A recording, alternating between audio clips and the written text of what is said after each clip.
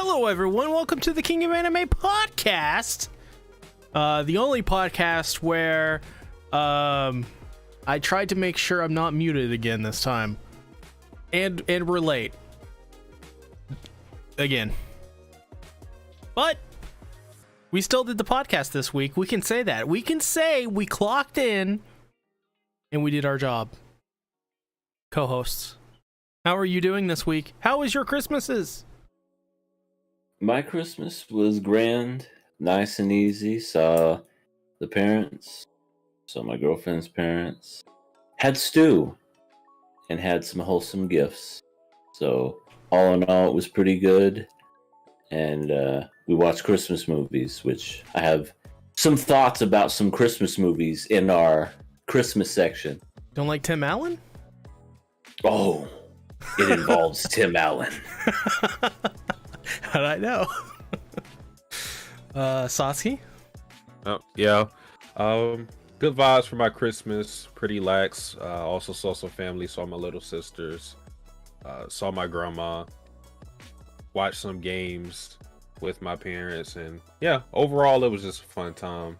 You know, nothing too much to write home about, but I mean, it's never really an issue to have no problem. So yeah, that's usually a good thing.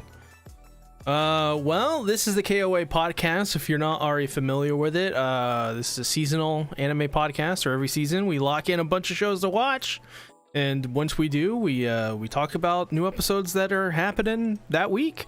And this week, we have a lot of things to talk about. Oh God, we got the final episodes of Mob Psycho, Spy Family, and Chainsaw Man, and possibly the last episode we'll ever talk about of 2 Year Eternity.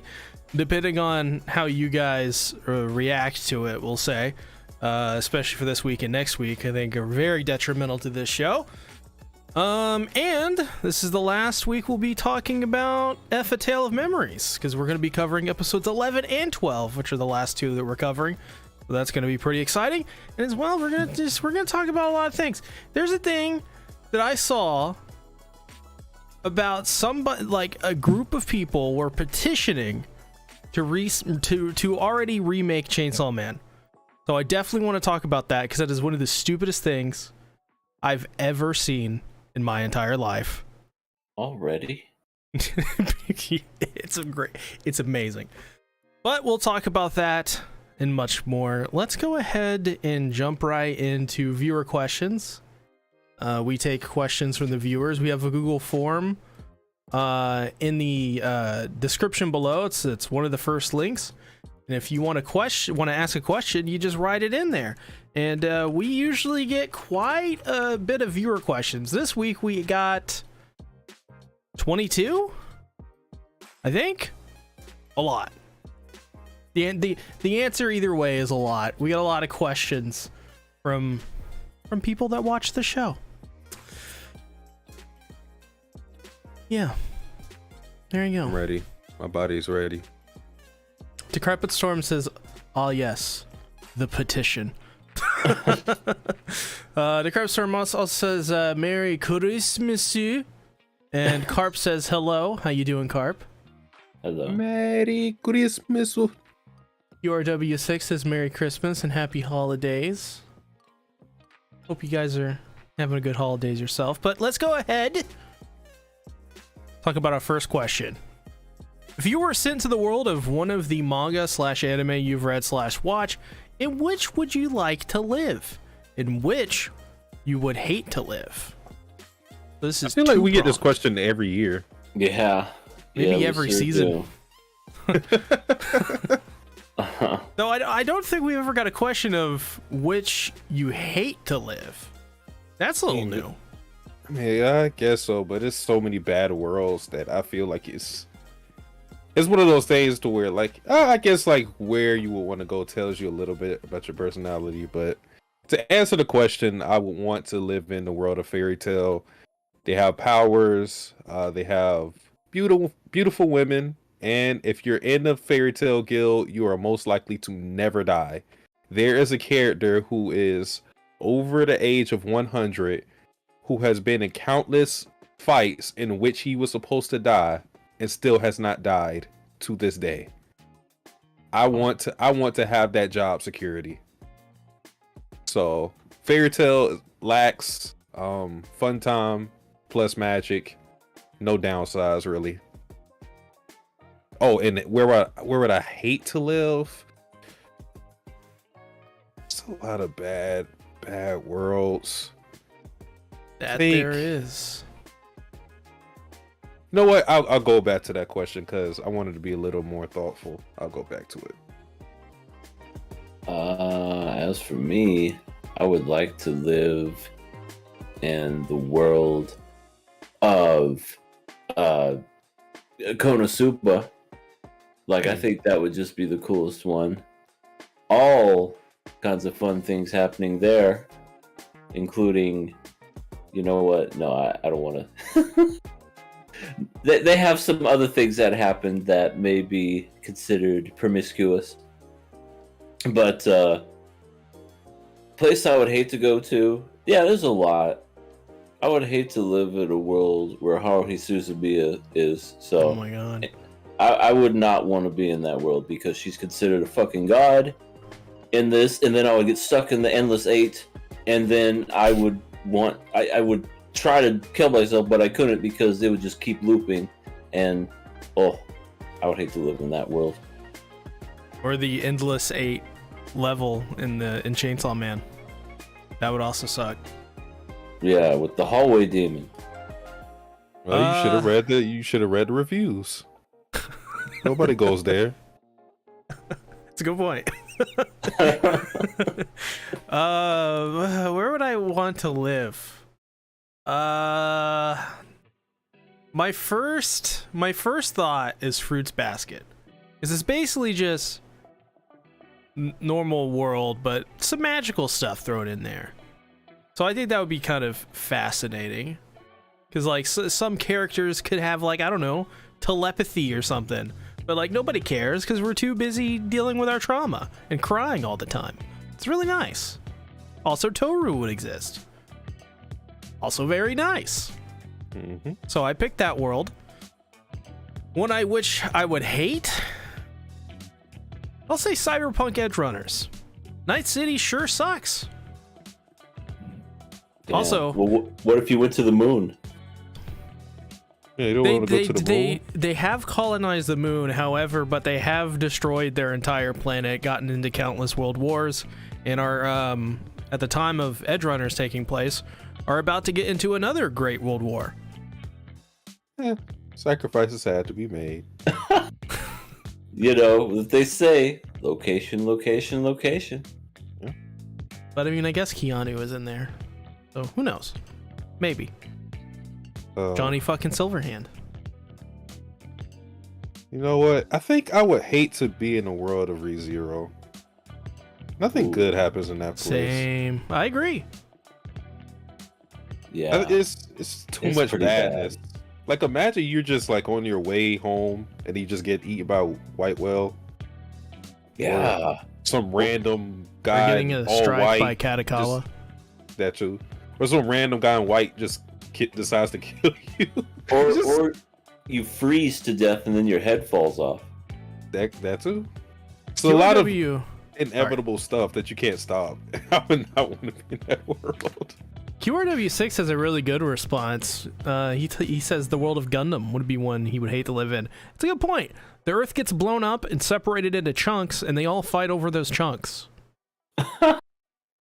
I'm pretty sure that's the original story at the very least. The world of Gundam sure is not fun. Even though there's giant robots fighting each other, it's a very political world, that is. But I mean, you could also like get in a Gundam and like, get like thick latex and look really sexy. So I think I would look terrible in those like Gundam camera angles. You're gonna see like a beer gut. All right, I'm going to court at 6. Look terrible, just sweating everywhere. That's one thing they don't show. Like, those things have to be hot. There's no way. Probably smell. Yeah, there's no way like all the like anime girls that are in the Gundams just like look so pristine and beautiful. No, you would probably look horrible. You would look like Ace Ventura in the second movie where he's in that rhino and he's like, must have air, and he's trying to get out and he's all sweating and stuff. Yeah. Next question. What do you think of Vladilena in the role of Katarina Klaus from My Next Life as a Villainess? I think we answered that last week, and we said that would be really cool. So, next. I'd just leave it at that. Yeah, no, we already talked about it. What do you think of 86 Cross My Life as a Villainess? Isn't that the same I think question? that's sort of the same question. They want you to answer it, see. It would be very nice.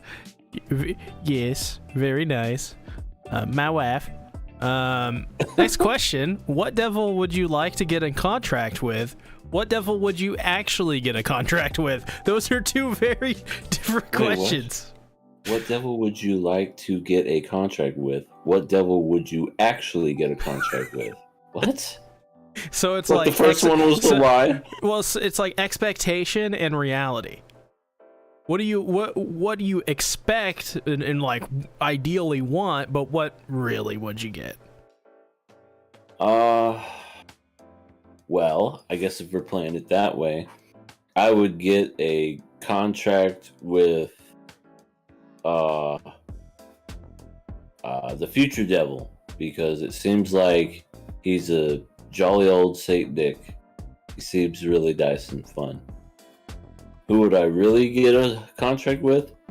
Probably somebody that isn't going to take any of my body parts. So I would probably go to the mushroom devil and like get like a plate of mushrooms from him. Well, just to be safe. Well, as Makima stated, there could even be a coffee devil if enough people are scared. There you afraid go. of See? it. People hate mushrooms. I'll be like, look, mushroom devil, I'll take care of you. You take care of me, and we'll take care of each other. See, I'm gonna use that to my advantage. I'm gonna say I would ideally like to get in a contract with the editing devil, so they can edit my videos. However, in reality, I'd probably just end up getting the back pain devil. So. Why would you want to get it? Well, I mean, it's just not like you would have back pain. It's not like I want the back pain devil. It's just I am a YouTuber, so it's probably what I would actually like end up getting somehow. Like the back pain devil will show up and be like, "Yo, dude, like, listen, you gotta do it. Sorry." I'm gonna be like, "Shit, you're like a devil. I mean, I gotta do what you say." All right, give me the back pain. I would like a contract with the addiction devil. Yeah. Because it could be like some abstract concept. It doesn't have to be like some physical thing. I don't know what that devil would have or like what powers I would get, but it sounds cool. You'd be really into coffee. I mean, it could be any addiction, right? So yeah, I have a wide variety of things I can do or people that I can affect. And then I rule the world. Decrepit Storm says the Nothing Devil. That's just like space. Kind of scary. You'll be King Nothing. Good song. Also a reference to KOA, just saying. Referencing. Next question. What do you think of Shine Nozen being John Wick? I don't know who that is. Shine from 86. John Wick. Keanu. Wait, No. what are they asking us though? I don't have understand the no question. idea. If John Wick was if Shine Nozen from 86 instead of Keanu was in the role of John Wick, it was Shine who decided to be in those movies. Oh, I would hate it. I mean, Oh. like, Whoa. No. He's acting as John Wick. In this world, he has actoring skills. and he joins a casting call and he gets casted. So instead of Keanu Reeves, I'd have to watch, dude, what's his name, Undertaker? Undertaker. I have to watch him, and no, I wouldn't like it. It'd be sort of the same. I don't think so. Keanu Reeves has an awesome beard, so you take that back. I don't know. They're kind of edgy, both of them in their own ways. So I don't know. Sinead doesn't sound. He doesn't seem the type to, murder a lot of people for a dog. It depends. Yeah, I don't think so either. Well, we also don't know his acting skills as well. Couldn't even act dead for longer than a month. That's true. That's very true. He wasn't very convincing in that role. Next question. Who, in your opinion, has a high kill count? I don't think this is opinion. Oh, never mind. I see where this is going. Thor, Doctor Strange, Iron Man, or Captain America? Iron Man. Yeah, Iron Man. Or, I would have to say Thor.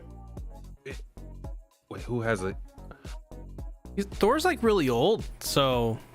Yeah, and he kills a lot of those alien things. And he has lightning and Mjolnir, so... I would say him. Thor. I'm really talking about like the events of the movies. Like that's what I thought of. I don't know exactly what they were getting at with this question, but that's what I was. If I'm thinking like the MCU movies, and you think about all the actions that happened in Ultron, yeah, I would say Iron Man. I picked Thor as well. Well, I mean, I guess we could say Captain America too, because he's a product of the U.S. government. Killing them Nazis. Next question. Which character, in your opinion, is the best ruined character in the MCU? What does that mean? Like, I don't know, that you like them, but they're horrible. I don't know. Maybe we always get MCU questions, dude. I don't know if you guys have noticed a trend with this podcast, but we're not really too in tune with the MCU. I don't know if anybody realizes this. Yeah, I'm always really care. I'm stumped on these questions every week. This is like doing a math question to me. So the options we have are Hulk, Gore, Hawkeye, or She-Hulk. Well, I hate She-Hulk, so I don't really... best ruined? So it's like... I guess her. It's like, what is the one you hate the most, but... like it's the one you dislike the most? I don't know. As soon as I saw She-Hulk twerking, I wanted to throw up. I'm gonna go She-Hulk as well, because Satsuki hates women. Huh? What did I do? Where did this come from? I think I'll just go with Hulk because that's like the only real character I care for out of this list. I haven't seen anything She-Hulk related. I don't care about Hawkeye. Don't care about Gore. So Hulk. Next question. Who is your favorite anti-hero? Loki, Yondu, Bucky, or Deadpool? Deadpool, baby. Yeah, I'm gonna go. Yeah, I'm gonna go Deadpool. No, I'm going Loki. Wow. Next question. Who should you spend your day with? Now, this is not who would. Should. You have the right to be with me. So that means there's a right answer, right? Yes, there has to be a right answer to this. Okay. Like, you cannot answer wrong. And I don't know how we figured this out, but here we go. Our options are Nezuko, underage, Rim, underaged, Violet Evergarden, underaged, Asuna, of age. There you go. D. Wait, Violet from Violet Evergarden? She's underage? Yep. She's like, yeah, you don't She know her looks like age. she's like 20 or 30.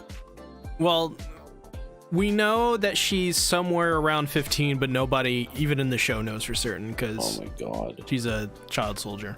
And isn't Asuna underage too?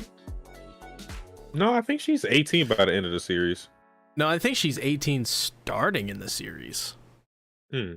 Cause she's like, cause she's older than Well, Kirito-kun. let's think about this logically. I mean, yeah, they're all underage except for maybe one. Nezuko would be boring as hell because you wouldn't hear anything she has to say, and also you can only talk to her at night because if you open that box during the day, she's gonna die. Rem, you know, she's just gonna clean all the time, so it's like, you know, you won't get a word in edgewise. Violet, apparently, I don't know much about her other than she doesn't have any kind of emotion. So if you went to like Disneyland or something, she wouldn't even be grateful. She'd be like, "I'm so happy." I'd be like, "Really? I can't tell." And You gotta then watch Asuna, Violet Evergarden for this show. yeah, I need to watch it. And then Asuna, she'll be wanting to know what Kirito-kun's doing the whole time, so she wouldn't be interested in you. So I think they all suck. I think personality wise, if we bring like a real world aspect to it, I think Asuna would actually be a cool character to spend time with in comparison to everybody else. That's true. Yeah, everybody else would be boring. So since this is a who should you spend your day with responsibly, I'm gonna pick Violet Evergarden. And the reason for this is not because she's what? Lock them up. Lock them up. What? You chose wrong. Lock them up. No. Police. This is the right answer. I'm gonna explain to you why I should spend the day with Violet Evergarden. Because she's responsible. She delivers letters. I can help her out with that. All we gotta do is walk to places and put letters in a mailbox. That's our job, right? She's pretty chill.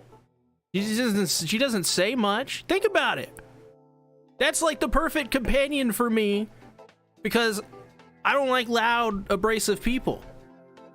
I like chill people. Violet is literally the definition of chill. Plus, deliver the mail. That's easy. Easy Well, peasy. What I got from that whole Come thing, out with your hands up, C. what I got from that whole thing is that C doesn't want his women to talk. That's what I got from that whole thing.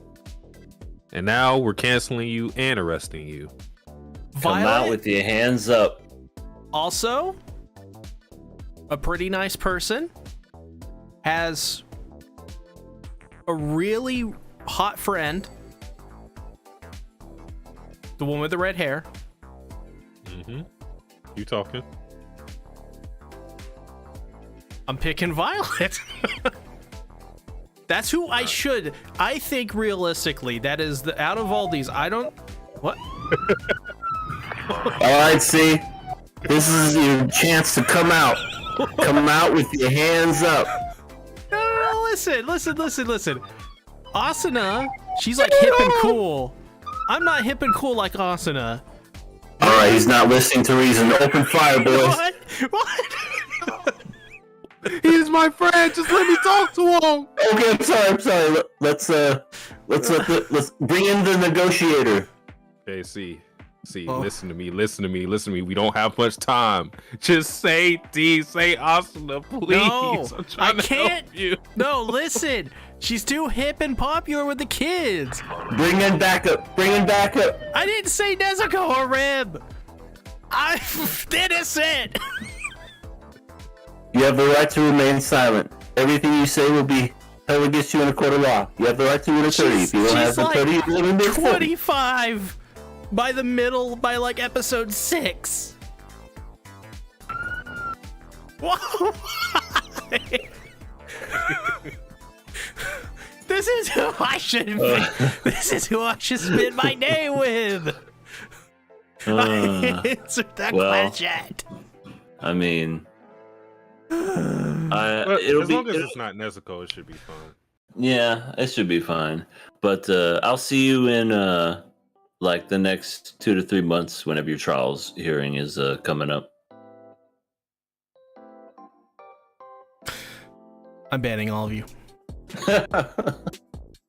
This is illegal. Violet Evergarden is the perfect person to hang out with for a day because she's nice and she has metal arms. That's Next what question. you like. What? But D, yeah, it's D. Awesome. Rewrite the D. Next question. In your opinion, who can survive in the DC universe? Iron Man, DC. Iron Man, Thor, Peter Parker, or Doctor Strange? They all can. They're heroes. Yeah. Like the DC universe, there's a man called the Condiment Man in the DC universe. If a guy who's like thing is ketchup and mustard can survive there, I'm pretty sure any of these people can survive there. Yeah. You don't want his special sauce though. I think Yeah. you want to hold back on that. Yeah. Not a good idea, but Yeah. I mean, if I had to choose someone, I guess I would choose Doctor Strange. He has money, he has power. Yeah, pretty easy transition. I choose Thor. He's a god. Tony would fit in really well with Batman. They both are playboy millionaires and have lots of gadgets. They would be like best friends. Next question. Who has the best red suit in your opinion? Iron Man, Deadpool, Shazam, or the Flash? So which one's redder? Which one's the reddest? Which one is the most communist? Deadpool. All right. Communist Deadpool. There you go. I was thinking the Flash. Oh, the Flash, also communist. Gumred. Vote red. Vum. Remember those bots? You're like, what is this Vum? I vote Shazam because I don't know anything about Shazam. Good answer. Shazam is a 12-year-old kid that turns into an adult.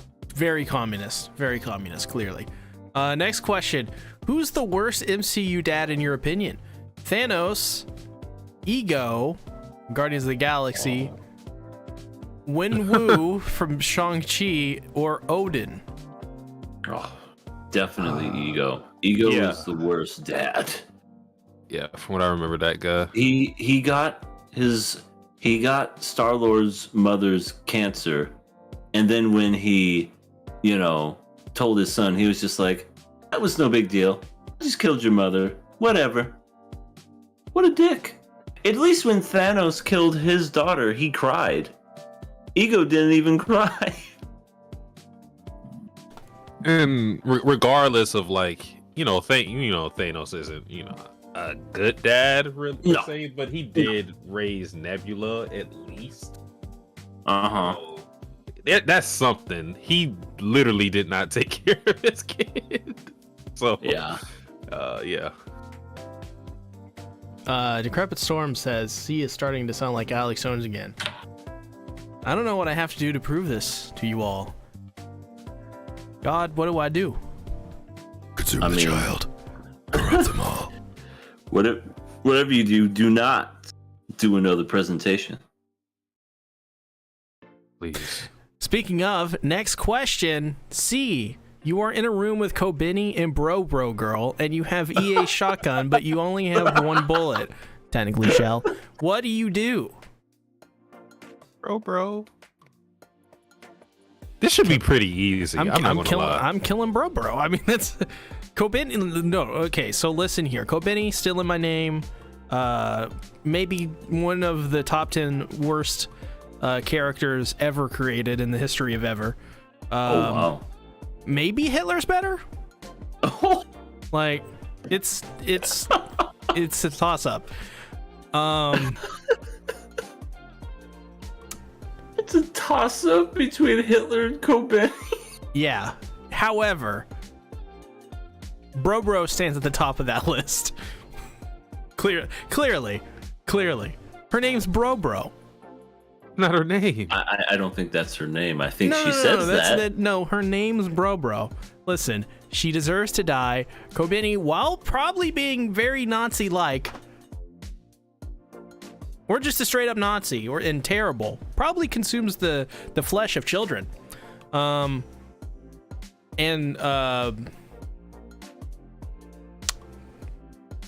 Is bad. Just very bad. Very good argument. I gotta go bro girl. Literally worse than Hitler, which in this case is Kobeni. So Wow. That's That was a question only for C, so I ain't got to answer. yeah, same. that's true. Next question: is there a company you refuse to do service with after having a bad interaction with them? Wow. That's a very interesting question. Let me think about that one. Katakawa. You did Refuse to give business with them? No, but I did technically have a bad interaction with them. I don't know. I don't think so. I got one. I refused to do service with Blue Chew after they gave me a massive hard-on that went through the table. I broke a table and I needed to replace it, so they didn't say it was going to be that satisfying. Damn, it's too good. I will say I refuse to have service with this company, but I really don't. I don't like it. I don't like Apple at all. Ooh, that's a good one, actually. I'm gonna change mine. Not Blue Chew, but if anybody here on the West Coast knows the internet service Cox, it's literally spelled COX. I just hate it when you do service with Cox. No, I'm serious. That's what it's called. It's COX. It's Cox Communication Internet Service. Worst internet service ever, and I will never do business with them. Those are some ever. bad Cox. I would rather, live off of AOL than ever do any kind of service with Cox. Stay away from Cox. Yep. Agreed. Especially if you're trying to live off the Cox. Next question. Can we stop ridiculing people with feet fetishes? It's perfectly normal to like feet, am I right? No, light ruler. Next. Next question. Merry Christmas to Tactics C, Animated Everything, and Savage the Slotsky. Merry Christmas. Somebody was drunk. Merry Christmas. Merry Christmas. Next question. What is your favorite Bleach group? Gote 13, Espada, Sternritters, or Wizards? Gote 13, easy. Remind me who they are. Gote 13 is pretty much all the Soul Reapers. Oh. Espada, the Espada. You know the Espada. Yeah, I know the Espada. Stern Riders are the new villains. The Quincy's in the new Bleach anime. And the Visors are everybody with the mask. So technically Ichigo is also a visor, but they mean like the specific group that tried to recruit him, Yeah, okay. Yeah. It's too easy. Yeah, go to 13 with all the cool Soul Reapers. Definitely. I pick Wizards because I like saying it. I like saying that name. That's my answer. The Espada. Decrepit Storm says the stream started buffering for me just as EA started talking about bad internet. Yeah, Cox got you. they did. It's the Cox, man. They did it. They come out of nowhere. Next question. Which two siblings in Avatar The Last Airbender would be the strongest together? Katara and Sokka, Ozai and Iro. I don't remember how to pronounce these names. Zuko and Azula. Ozai and Iro, what the hell? What type of question is this? This is way too easy. Ozai? Like the literal Fire Lord and Ero? Come on now. One of the strongest Earthmen? Come on now. That's too easy of a question. I don't know much about Avatar: The Last Airbender, so sorry. Okay. Ozai is literally like the last person they fight in the main Avatar series. He's a Fire Lord. Damn. I don't even know why they asked this question. I mean, don't get me wrong. Zula is strong. Zuko is strong, but Ozai. And I don't even know why they put Katara and Sokka on here. But yeah. I pick option D, Hall and Oates. Boo. Next question. What is the biggest scam in history? Bernie Madoff's Ponzi scheme, Sam Bankman-Fried's crypto scam, or C Tactics' Vladilina scam? Yep. C. The C Tactics Vladilina scam, 100,000%. I concur.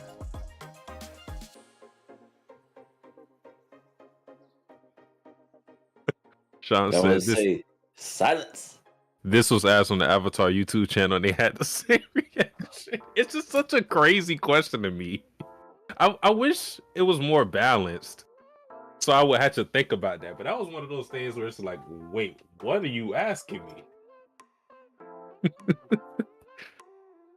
This is ridiculous. The fact that I'm compared to Sam Bankman-Fried's crypto scam, the actual billionaire who scammed people out of money for reals. Yeah. You scammed us out of our time for real. Yeah, he did, like multiple times. I've not said anything that could lead to any sort of scam. Challenge me in court. Scammers say. Challenge me in court. I swear on my mother, I'm probably gonna stab you or something. Next up, what have we been watching, doing, playing? Quickly moving on from that, never to talk about it again because it is fake lies. I've been rewatching The Wire. I haven't been playing anything because I haven't played. Taking a little break from Danganronpa. I gotta eventually watch the anime, but yeah, I'm rewatching The Wire, greatest television show on Earth. Having fun time. I watched a lot of Christmas stuff this past Saturday and Sunday, and all I have to say is that there's some incredible Christmas movies. Of course, you know, Home Alone. Muppets Christmas Carol is like the best Christmas Carol out of them all. Don't at me. And Christmas with the Cranks is one of the worst Christmas movies I've ever seen in my life.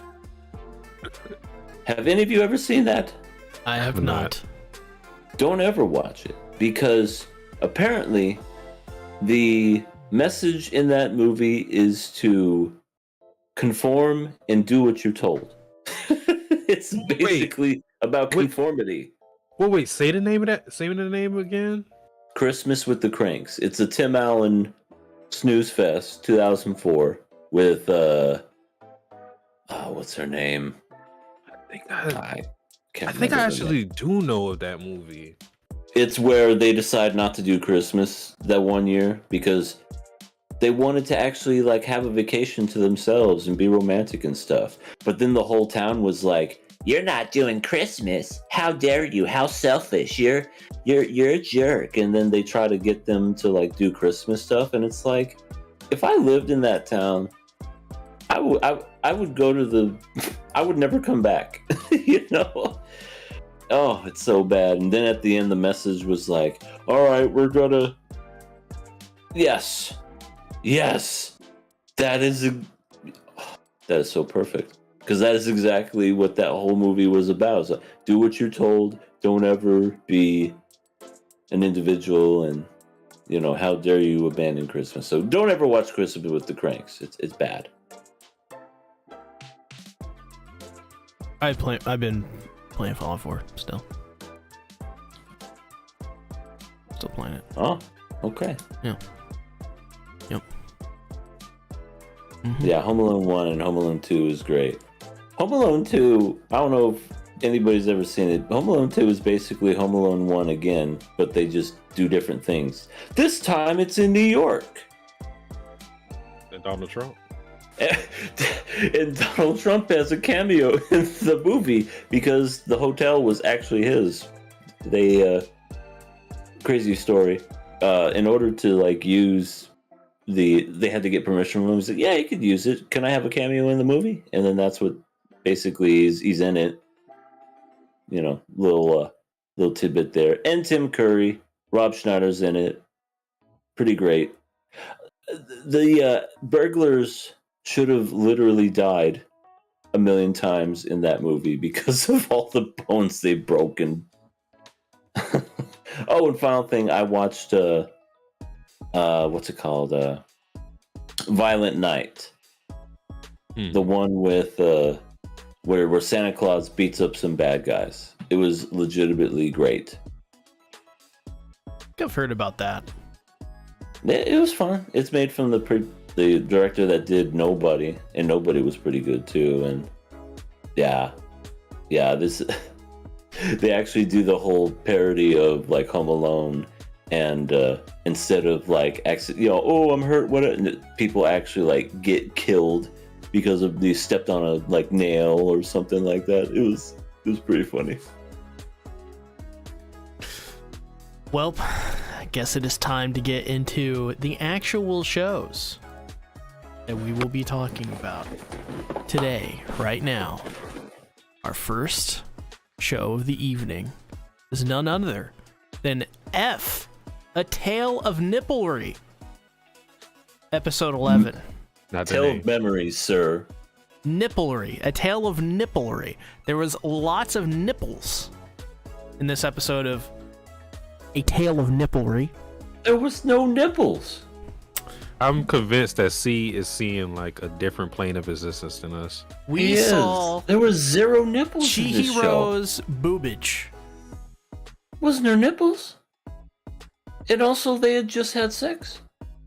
So, I mean, mind you, they just had sex on a dirty roof with no blankets, no towels, or anything. This Or no is condoms either. this is no. since we're talking Listen, about listen it. here. This is look here. Look, listen. Tale of Nipplery, episode 11, portrays the dark souls of dating. This is.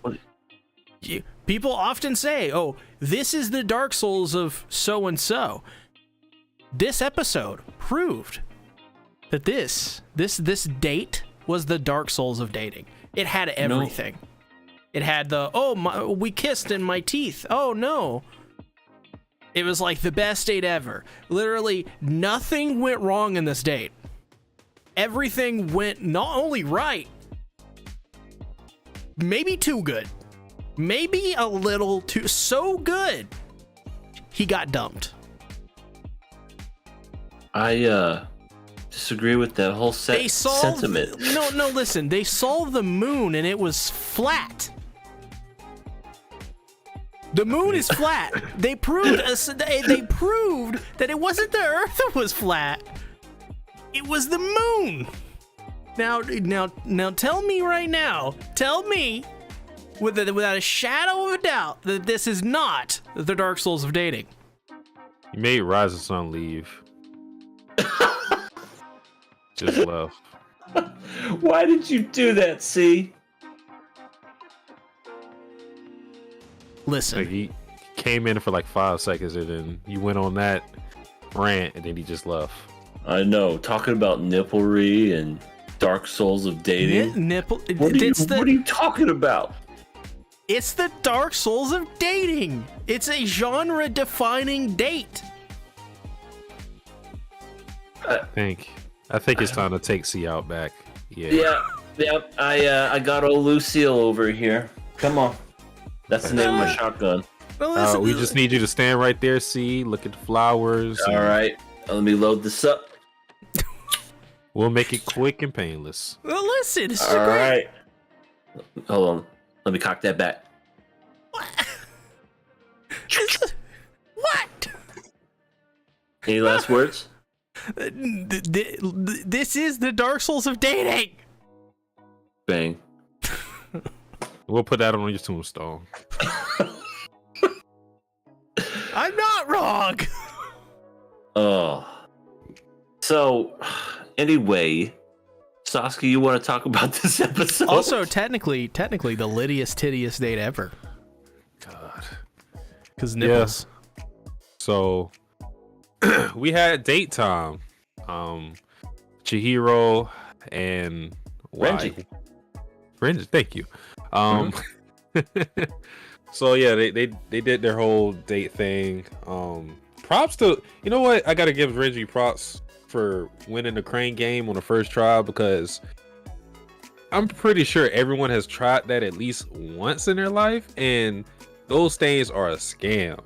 You can certainly win, but you're not meant to win too much on those games. Mm-hmm. If you think the C Tactics Vladilita scam is a scam, try doing the claw machine. Now that's the biggest scam. Oh.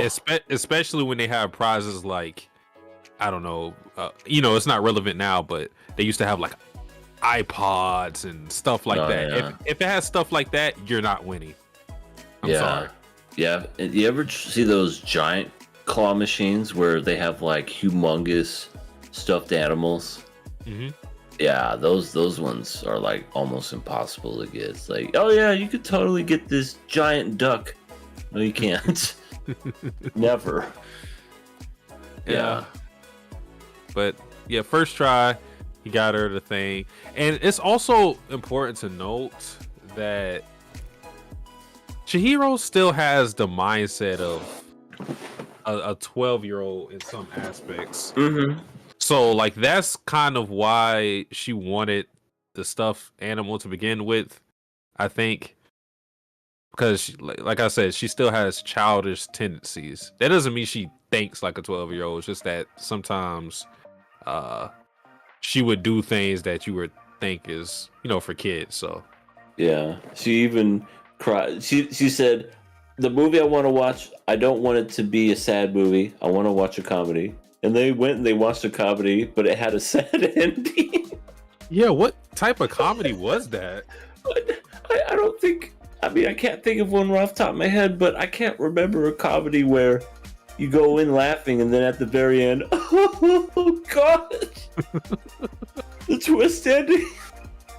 Yeah, like most comedies have that happy ending, so you have to have extremely bad luck for a comedy to have a quote-unquote bad ending. Mm-hmm. And it made her sad. It was almost kind of cute in a way, just because she's just like, I need a tissue. And then I think she started crying again, and she had to get another tissue. Yeah. Oh. But and then we had the whole rooftop scene. Was this before or after they did the deed?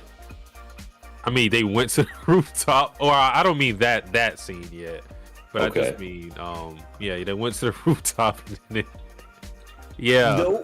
No pillows, no mattress, no nothing. Just hard, cold concrete with shingles in their ass. Just The uncomfortable. wind. Yeah. It's just this lets you know how powerful lust is, because that couldn't have been too fun. I'm going to be honest with you. No, and as the the female that would usually be in that position, they would be feeling like rocks and stuff in their back. Oh, You just have like a piece of gum like stick to your ass. right. And you just scraping up your knees. Oh, I remember seeing that, just going, wow. Not even a towel or anything, just to lay down. Just as soon as they went to the roof, they're like, well, we're all alone in this abandoned school. See, this is one of my favorite things to do when a scene is like this is romanticized and you're not really meant to think of the details, but you think of them anyways. Because when you really think about it, it not only was the comfort not there, as I said at the beginning, they had no condoms. This is kind of crazy. Yeah, they definitely just went to do the deed. They had raw sex at school.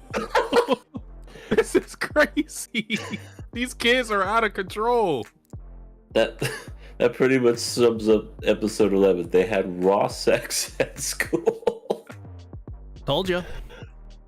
Tale of what did nipplery. you tell us? Tale of nipplery. There You was wouldn't no listen. nipples. Suddenly, I come back. It's, sea tactics. You're so right about nipples. No, see, there was cocks, but there was no nipples. Or I guess in this case, cock. Yeah, there was only one person. I cry. Well, let's go ahead and get into the next episode. Wait, there was last part of episode 11, which I guess leads into episode 12, where basically Chihiro just took her memories from the diary and just ripped them up and threw them off the roof so that she couldn't hurt Renji anymore. I was very sad. That was so sad because I guess it would kind of weigh on you being in love with somebody who doesn't even really remember you. It is the not Dark Souls, but it's definitely the darker version of 50 First Dates. For sure. So like Demon's Souls or Elden Ring. Not everything has to be, referred to as a video game, see. Melina is pretty great, though. I think it's just, her getting to know Renji, it will only hurt more as time went on because she probably knows in her heart of hearts he would probably stay with her through everything, and whether he says it to her or not, it's going to weigh on you for the person that you love to forget about you every single day, and for he would have to be almost like a caretaker too. That's something that would fatigue you mentally, and that she wanted to experience that happiness, but after that she wanted a clean breakup. So yeah, very sad stuff. And she had him read her novel, and I definitely think the novel coincides with what she was going to do all along. The whole burning of everything and just torching everything at the end. He was like, wow, I love that twist ending. And she's like, the twist is on you. I'm actually removing myself. Surprise, motherfucker. Exactly. Oh, Dexter. Imagine if this was in modern times, and instead of like her saying, read my book, she's like, read my tweet. Read my tweet. Read my DMs. I'm like trying to get some really cool tweet ideas. This tweet idea I have is I don't love you anymore. What do you think about that? God. I don't love you. Why does she sound like a Valley girl? Right. She she sounds like Marin. I love him. I don't love you anymore. Totes. I totes don't love you anymore, and I just can't even. Oh my god. Well, Marin's the 12-year-old mind. But yeah, he got dumped. How sad. Face. But in episode 12, Da-da. he starts to realize, wait a minute, I'm the main character. I don't have to accept this. He gets to talk from. See, go ahead. The title, the Holy Nun of the Vatican Church of Religion and God. Yes, he gets to talk from her, and then she's like, "You realize you're the main character, right?" And he goes, "Oh fuck." You're And right. Well, then I guess that means he starts collecting all the papers and everything. Oh, what were you saying, C? Well, no, I mean, what I was gonna say is we should just go ahead and get into episode 12 of F, All Quiet on the Renji Front. Why was you called it? Why is it all quiet on the Renji front? I must know. Cause to get those rolling papers, he went through hell and back. God. Rolling papers? What is going on? Is he smoking a blunt after he just finds her memories? It's rolling paper. It's some good rolling paper. Come on now. I'm concerned. Hey Chihiro, look at this. I got rolling papers for a blunt. Who the fuck are you? Leave me alone. Imagine if somebody saw one of those papers. But listen. That isn't just like normal ass rolling paper though. That's some high quality shit. That's someone's memories. If somebody picked it up and they were just like reading, I had sweet passionate sex on the roof. That rock dug right into my ass, but I had him keep pounding me like a steak. I wonder if she was that descriptive. I wonder how descriptive her notes are now. And then there was one note where they had the picture. So what if somebody got that one? So they could put a face to the names too. Like, oh, okay. Yeah, they're like, oh, they're the ones that did the pounding. And you gotta think, there's only like 10 people in this town. So... It's true. This is literally the end of the world. There was nobody in this. There was nobody at the school. All quiet on the Renji front. Nobody's around. Yeah, nobody exists in this town. It's desolate, but somehow like the city's still booming. I'm still just astonished. He saw those rolling papers and he was like, shit, I gotta get them. So he goes to get them and like it cuts to like him going back to Chihiro and he's like got like torn clothing. He's like bruised and battered. Like where the hell did you go? Hell and back. He went to hell and back. I guess so. But yeah, one of my other favorite scenes is when he finally gets back to her, to Chihiro, and she, even though made it up in her mind to try and remove him from her memory, she couldn't remove him. Renji's just that much of an impact on her. And of course we have the breaking of the chain scene, which was awesome. Literally just signifying the fact that her love for Renji is stronger than her not remembering for 13 hours. And then they hugged and embraced, and it was so sweet, and I loved it. Yep. Now he will have a permanent place in her heart. Good job, Renji. Yes, best boy wins. Apparently the stream is fucking up a little bit. I don't think that's me. I think that's literally YouTube is having an error. So it's Cox. Yeah, get away from the Cox internet, QR. Stay away. Don't walk to the car.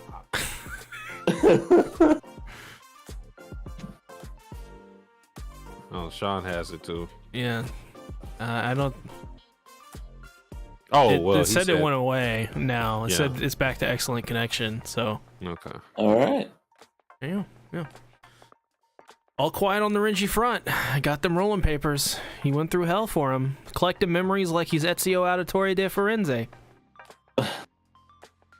Yes, and at the very end, we literally have everybody's conclusion, so to speak. You know, I still don't understand how Stalker Boy and Kay got together. I think that's to me so strange. I don't think you're supposed to. I don't think they did get together. They're gonna break up in a year, anyways. Or maybe they didn't. I can't remember. Maybe they're just weird friends that just like to record each other for some reason. I mean, that's part of why I like the ending with her specifically, because they never they never explicitly show. Now, granted, I do think that there's hits that they might get together just based on them having like, because all the couples like were together at the end, right? So Yeah. them being together could signify that they will eventually get together at some point, but they never explicitly make them an item at the end, and that's something I appreciated, because when you do this whole love triangle thing where the romantic development is going to be distributed between those three characters exclusively, I hate when the one character loses. Yeah, well, the one character will lose, right? And I've seen it in stories to where that one character will end up with somebody random. Now, they could be already an established character, or they could be a new character, whatever. But I hate when they just make them end up with somebody for the sake of, I don't want this character to be single, because to me, it cheapens the whole journey of the love triangle, and because it makes it seem like your investment in it was a waste of time if they were just going to end up with a character that had no development. Now, that's not to say that a character that loses in the love triangle should be single forever. Just that if you're going to make them get with somebody, you have to develop that too, in my opinion. Don't just time skip. Okay, they're with somebody now. I think that's cheap. Because like I said, what was the point of me being invested in the love triangle if it was just going to end up with them getting with a character that had no development romantically? As Journey said, some will win, some will lose. Some were born to sing the blues. Some were born to fake break their leg too. Oh, she sure didn't have a broken leg after she saw them doing it. She was like, yeah, and they just ran. She gave zero fucks about her ankle. She's scared of nipples. I would be too. Nipples are scary. You have an infatuation with nipples. Yeah, I think you just like saying the word. It's a fun word to say, not gonna lie. It's a fun concept, I think, in general. So yeah, my final review on this, on a scale of out of 10, was this was a very good anime. I enjoyed it quite a bit, but I also saw a lot of nipples, so I'm not sure how to feel about EA. So I'm gonna blame it on Satsuki and also stop with the Vladilena stuff out of 10. It's pretty good.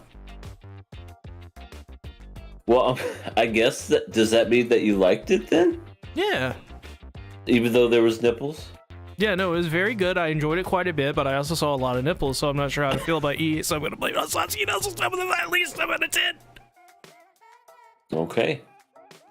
Well, I'm glad I picked this one, and I had a chance to rewatch it again and appreciate all the little things more, and this is still probably one of my favorite romance animes. Like, there might be some later on that might dethrone it, but as of right now, this is so far my favorite, and I'm glad to call it that. I try to make this quick since, just like EA, I watched this prior to us talking about it on the podcast. I really, really enjoy this anime. I think it's great.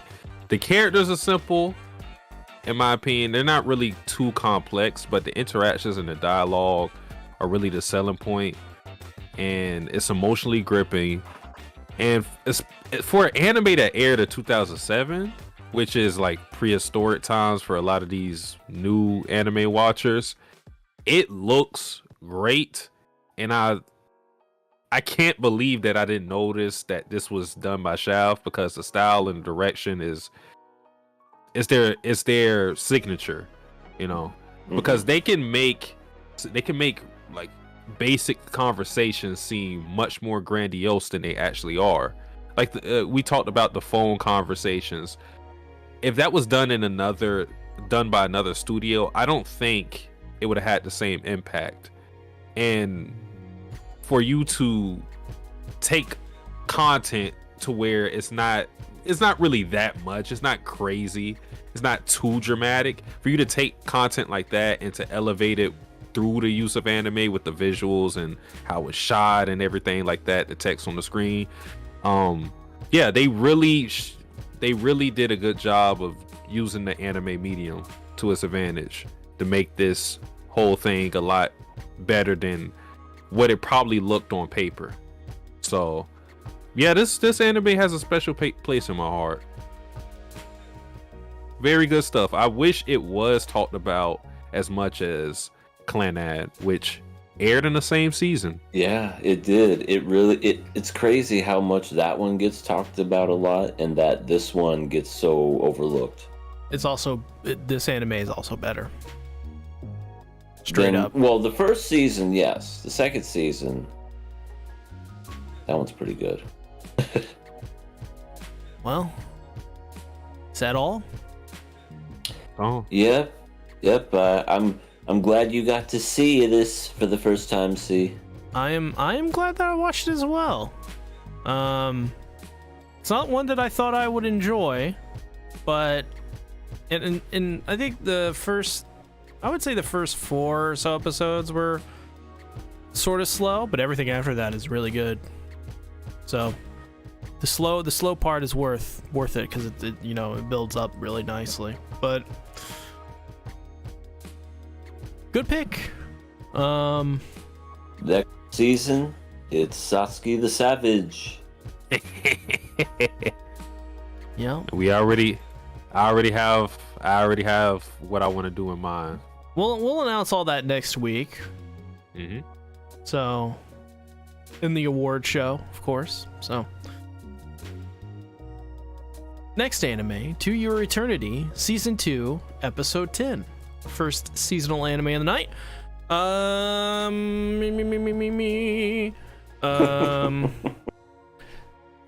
Interesting episode, I would say. We got to see Arigato dog again, so that's really nice. Other than that, this Echo girl reminded me a lot of last season, the girl in Made in Abyss. Don't know why, but hopefully she doesn't turn into a flesh tree. She turns into a boat that starts getting random boats, giving birth to random boats, and then the boats die, and then they eat the boats. Yeah.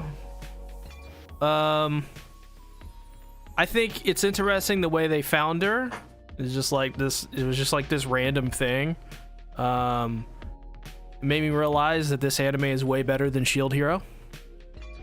So, yeah. Other than that, not too hot on the episode, honestly. Not that it was bad. I just, I didn't really care much about what was happening outside of the stuff with Fushi. Yeah, same. I'm really at a point now where I don't care about the show anymore. Even though we added a new character, Echo the dolphin, but it just doesn't. Echo the dolphin.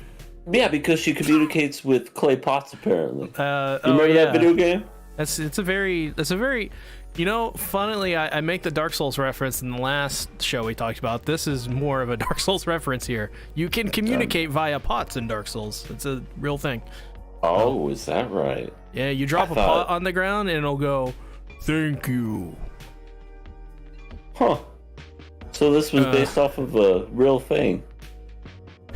I don't know. Well, not real, but like folklore and stuff. I don't know. But there's a okay. Also, there's a random woman with big boobs that yelled at Fushi. Did she have big boobs? She had very big boobs. Talking about poor MILF.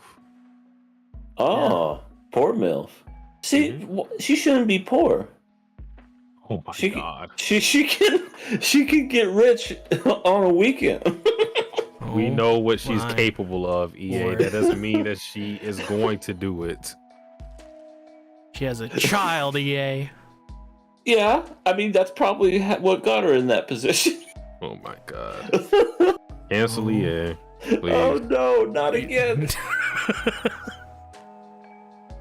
But Uh, I'm surprised. This is this is the first time it's happened with this show. I actually like this episode because no, I mean the stuff with the stuff with Fushi was really good. I'm just saying, outside of that, I have no interest.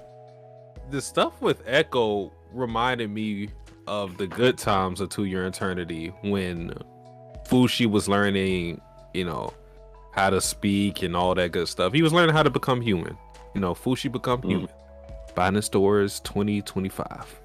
It was good times, because Echo was, having to, what I assume, because she was taken away from her village or the place she was living in, and like she was communicating with a foreigner, so it was very awkward, and they couldn't have a proper understanding of each other until Fushi transformed into brother, friend, whoever that person was.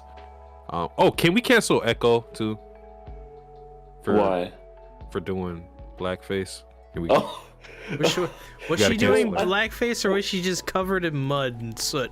I was gonna say she could have just been dirty. No, we're canceling her. Okay. And her brother. All right. Okay. Right. The racist twins are now canceled. They now have negative social points. They're not allowed to tweet on Twitter again, which may be a good thing, considering. Yeah, that was true. Well, I want to say they can't use their clay pots to tweet anymore. They need to have that because Twitter always has Twitter for Android, Twitter for iPhone, Twitter for clay pots. Please, that's some diversity. They like to talk. They like to tweet too. It's like, yeah, they talk with clay. We need them to talk, except for the racist twins that they don't deserve it. They all need baths. Yeah. But there was some interesting things in this episode. For one, let me talk about the bad first. So Tasty Peach is talking to the princess of Rainreal. Okay, here's my issue about this whole thing. He's talking about how he knows about the Knockers attacking the city because they obviously want to know how he would know that they're attacking. And he tells him about Fushi. He doesn't name drop him, but he tells him about Fushi and how the church has been attacking him, all this stuff. And the whole time that's happened, I'm thinking, so obviously Tasty Peach has a new appearance, whatever, new life, cool. But weren't the church like a central antagonist for 3 episodes? What exactly happened to them? They were treating them as if they were like this inevitable threat that was going to reach every land they touched. And now they could just go to this other city and they're not a threat anymore at all. As soon as you kill Tasty Peach, bygones be bygones, It's so weird. And how did he even get this audience with an entire princess? Yeah, I don't know. He must have smooth talked his way. He's like, I'm not Tasty Peach. Well, shit, let him in. It's weird. They don't really touch on that, and I don't think they will. But I don't know. It's just a weird thing. But besides, I think that was like the only part I really disliked because in retrospect, it made the whole church thing seem like a non-factor because they are arbitrarily going to be villains whenever the seers demands it. But it did. Go ahead. Sorry, I was gonna say it does seem like Fushi is going to be stronger now. Yes. I don't know how long he's been doing the whole boat training or whatever, but now, and I think who said it? I think it was QRW. Yeah, he could do corpse transfer. He literally has other bodies of himself where he could transfer his soul as long as it's like connected. I'm like, that's kind of badass. Not gonna lie. Yeah, he pretty much has a domain expansion. Yeah, he does. Yeah, he's pretty cool. He about to own some knockers. So I guess like the whole plan is to make or to extend his range so he could be at the center of the city and be able to fight the knockers while covering the entire area. So he won't have any or less casualties than normal. You see, this is why they shouldn't have given him a year to prepare. Now he's gonna be ready. Yeah, we talked about that last time about, and my whole position on that is that because they don't really give the knockers a concrete personality, I'm all right with that for now, because we don't know what's going on in their mind. We don't know what the plan is. They're shrouded in mystery, so we don't know. They could be like Cell for all we know, where they want some type of competition, but we don't know. And I think that works to the series' advantage, because if they were like some people who were hell-bent on destroying humanity entirely, and that was the only thing to them, and we knew that for sure, and then they gave Fushi that amount of time, yes, that's very stupid. But we don't know. But other than that, Fushi goes to the city. He's buying pears and other fruits and vegetables, which the show is never going to talk about this, but Fushi making money is going to destroy the economy. Oh my god, he's printing money. Yeah. We don't really talk about that, but it's a funny ass idea that he's actually like hurting everybody by just making money. The value of whatever their currency is going to be less than the value of what it originally was. They're going to be like, this is basically worthless. Who did this? Fushi!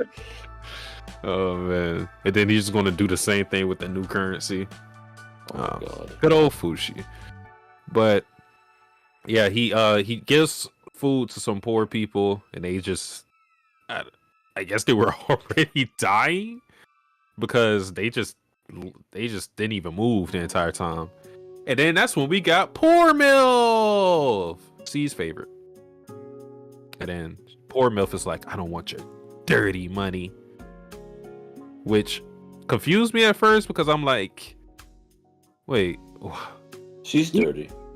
Well, well, it's more so like, did she turn it down because she's prideful, or I don't know. She's a MILF. She's the best. She can make it other ways. She's like, I don't need that. I have other ways to make money. Okay. Maybe, what if she wasn't poor at all? That'd have been funny. Oh, now that would have been a twist.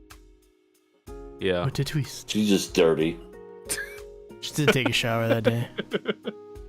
Forgot to. But I guess like the whole point of that scene was because the last thing she said, I'm not going to play the rich people's games. I don't want to be controlled by you, blah, blah, blah, which gave Fushi the epiphany that instead of controlling the things that he's trying to create, whatever, he's going to merge with them and become one. So that was the whole relevation. And yeah, he got to work on it and was able to make ships on ships and pears on branches, and yeah. Which I don't know about you guys, but I wouldn't eat the stuff that he produces. It seems weird. It is weird. It's Fushi food. Yeah, I don't want Fushi food. It could taste good. It probably does taste good. I'm not knocking that it probably would taste good, but it's just the idea. It's the idea of it all. Yeah. I would. He could like have that come from his pants, and then all of a sudden you'd have like all kinds of fruit, juicy fruit, so to speak. Oh my god. Oh my goodness. But I mean, other than that, Fushi became March this episode, which I really liked. He was taking care of someone for once. Showed all the stuff that he learned, with him cleaning up Echo and trying to communicate with her. And she has like this lore because she's a part of, I guess, she's like an Uchiha basically, because the clay pot people are the clay pot fabled pirates, forbidden group. I don't know what's so special about this group. It has to be something supernatural. I don't know, but I'm interested. Yeah, the CPP. Damn, you down with CPP? Now you know me. Oh, one last thing. Fushi had this thing where he was thinking in his mind, oh yeah, March wasn't trying to control me, she was just trying to help me. And then he thought about Tonari and Tasty Peach and also said they weren't trying to control him. Fushi, I got some bad news for you. They were definitely trying to control you. Yeah, Tasty Peach is a bad person. He should feel bad. But he's Like tasty. he had this whole thing where he's like, oh, they were trying to help their friends and families, but that didn't change the fact that they tried to control you specifically. Yeah, that's a good point. That is a very good point, though. We'll see if it'll deliver on some of the stuff it set up. What we in the next learned from episode. this episode is he loves MILFs, no matter how rich or poor. Or dirty. That's a positive, right? Mhm. Yeah, I'm very accepting of MILFs and their MILFage. I don't judge. All right, well, I guess we should now get into the finale. Forever, no more. Never doing it again. It's never happening anymore. No more. Mob Psycho 100 Season 3, Episode 12, entitled, We're Not Doing This Anymore. No more. Stop asking. We're not going to do it. We're stopping this. No more of this. I'm right. Oh, before we talk about it, the Crypt Store said, imagine being named based on your inability to pronounce the word cat. That was funny to me too, because I'm wondering, does she probably does have a name, but she just doesn't understand Fushi, so now she's going to be called Echo for the rest of her life. That is How true. horrible. That is true. That could possibly be an awful curse depending on where you're going in life. Echo. It's a cool name. As EA But, says, echolocation. Mm-hmm. One and only one. They had the original opening in this one. Which I like. Yeah, that was awesome when Renji, not Renji. I'm sorry. When Reagan was going to try to stop him, he's just like, "I'm coming to save you, mob. 1, 2, 3, 4, 21, 20." Oh, it's so great. I love that intro. That's one of my favorites of the whole series. Yeah, it's probably my favorite one. Yeah, definitely the best opening for Mob Psycho. So I'm glad they brought that one back. Because I think if they would have played this opening, it wouldn't have had the same impact, in my opinion. Yeah. Bringing back that old opening was great choice. It's like when they eventually inevitably remake Berserk, they got to bring back Tell Me Why. They got to do it. I don't your think they glasses on. would, but that would be pretty fun. If it gets the pen pals back together, so I can buy a ticket to Yokohama and see them, I'm You down. think they'll ever remake Berserk though? I mean, they've had so many years. It's definitely happening. I feel like it is inevitable at this point that it is going to eventually happen. How sad though. The creator doesn't even get to like see his masterpiece like well adapted. Only got one good adaptation. Very least. Yeah, true, but it was like it left off right before it was about to start kicking off, you know. Okay. I feel like Berserk was one of those.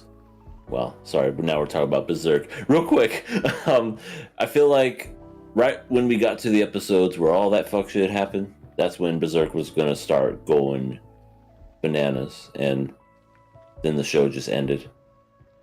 Wow. It's pretty bananas now though as well. In the latest chapter, pretty crazy. But anyways, yeah, Mob Psycho 100. Here are my opinions on this episode. At first I was like, oh man, Tsubomi is like really cool. Like she's like super accepting of people. She's like really nice. And she even stays when Mob is rampaging the city. But at the very end, I'm like, kill her. And the reason is, yeah, cut her head off or something, eat her. Like, eat her alive. Like, why Really? not? Why? She made Mob cry. Oh. Is that why you care about Mob's feelings?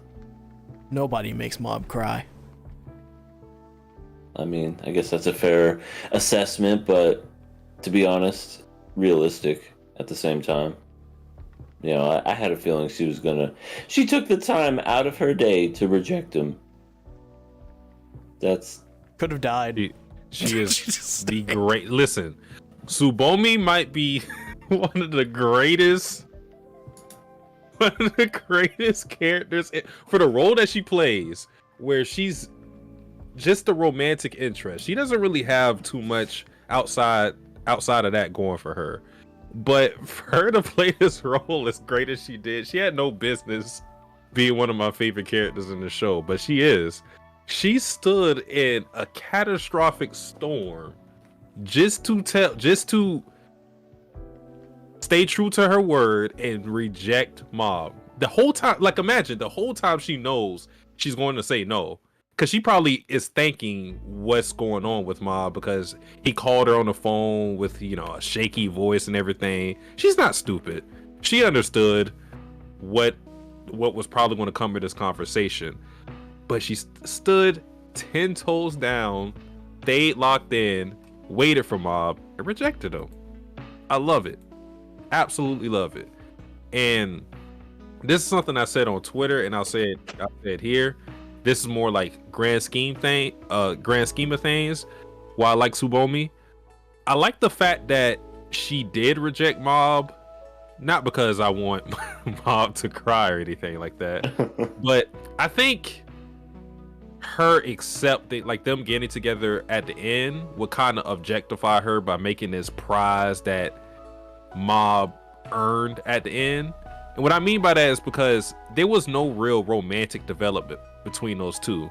Like, we know that Mob was changing because of Tsubomi, you know, going to the body improvement club, things of that nature.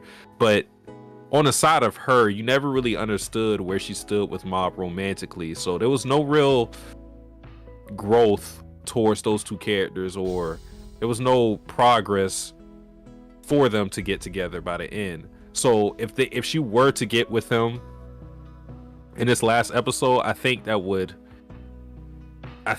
just cheapen things by, again, making her like the thing that Mob ended up winning.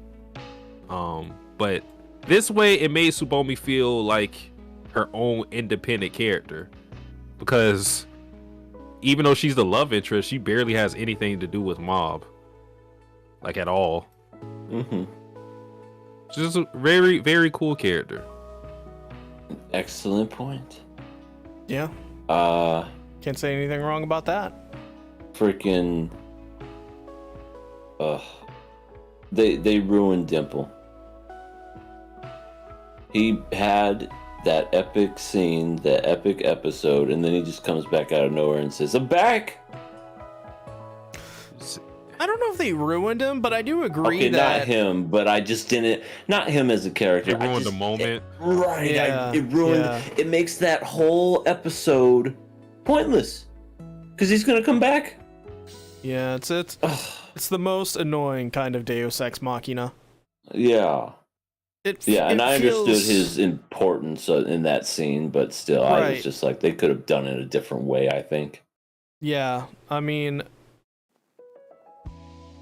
I feel like they shouldn't have done it probably to begin with, because at the same time, that episode, if they were going to do an episode like that, they had to keep him dead. But at the same time, the way the story was headed, I felt like it was almost inevitable, and it should have been inevitable, because just the way that they set it up, it's like, okay, so he's coming back.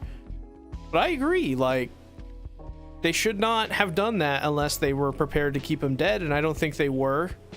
And I think because of that, it's a minor weak point, I would say, in his character. But in terms of the moment, yeah, I agree. Just totally, it kind of, a little deflating, actually. When he shows back up and he's like, "Hey, Mob," and I'm like, You like, see, it's like I'm sorry, go ahead. It's just like a sigh moment, like, oh, okay. Yeah. Oh, I agree. And that was, I couldn't really put my finger on what my issue was with these last, I think 2 or maybe even 3 episodes, but now I know why, or at least I could put a name to it. It felt like a lot of fan service with these past 3 episodes. Yeah, that's a good point. Like Power Rangers fan service, like that kind of thing. It was bringing back a lot of the old characters from previous seasons that we haven't seen in a long time, and I felt like there was no reason for them to be there other than to show their face and be like, oh, it's them. Oh, it's them. I felt there was no real build up to them being there. Like it make, like, I'm not going to say it because I want to, because people always think, but it makes sense. It makes sense. It's not, something can make sense and still be, it's still weak.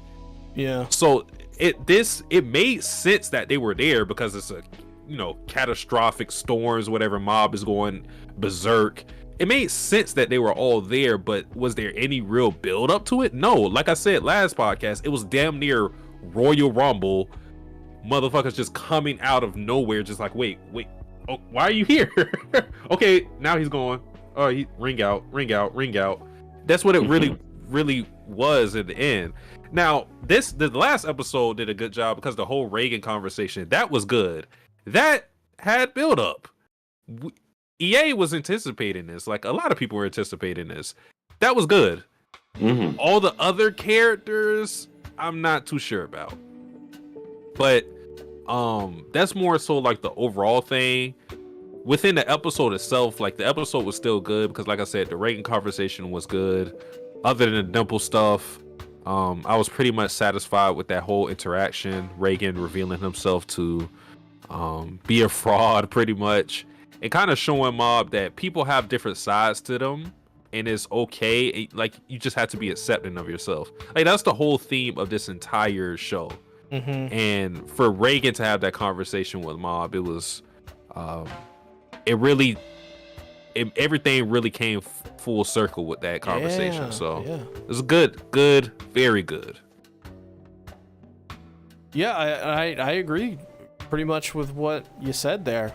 I think overall, so it's interesting. It's almost like a situation with like the Callisto Protocol recently, where it's like the Callisto Protocol is a good game, but I think people were going in expecting the Callisto Protocol to be, and I don't think those expectations are unfounded, but like a 9 or like a 10 out of 10 or like an 8 out of 10, like something that was really good. And I felt like with this ending, relatively speaking, I was expecting a 10, and I got like an 8, like an 8.5.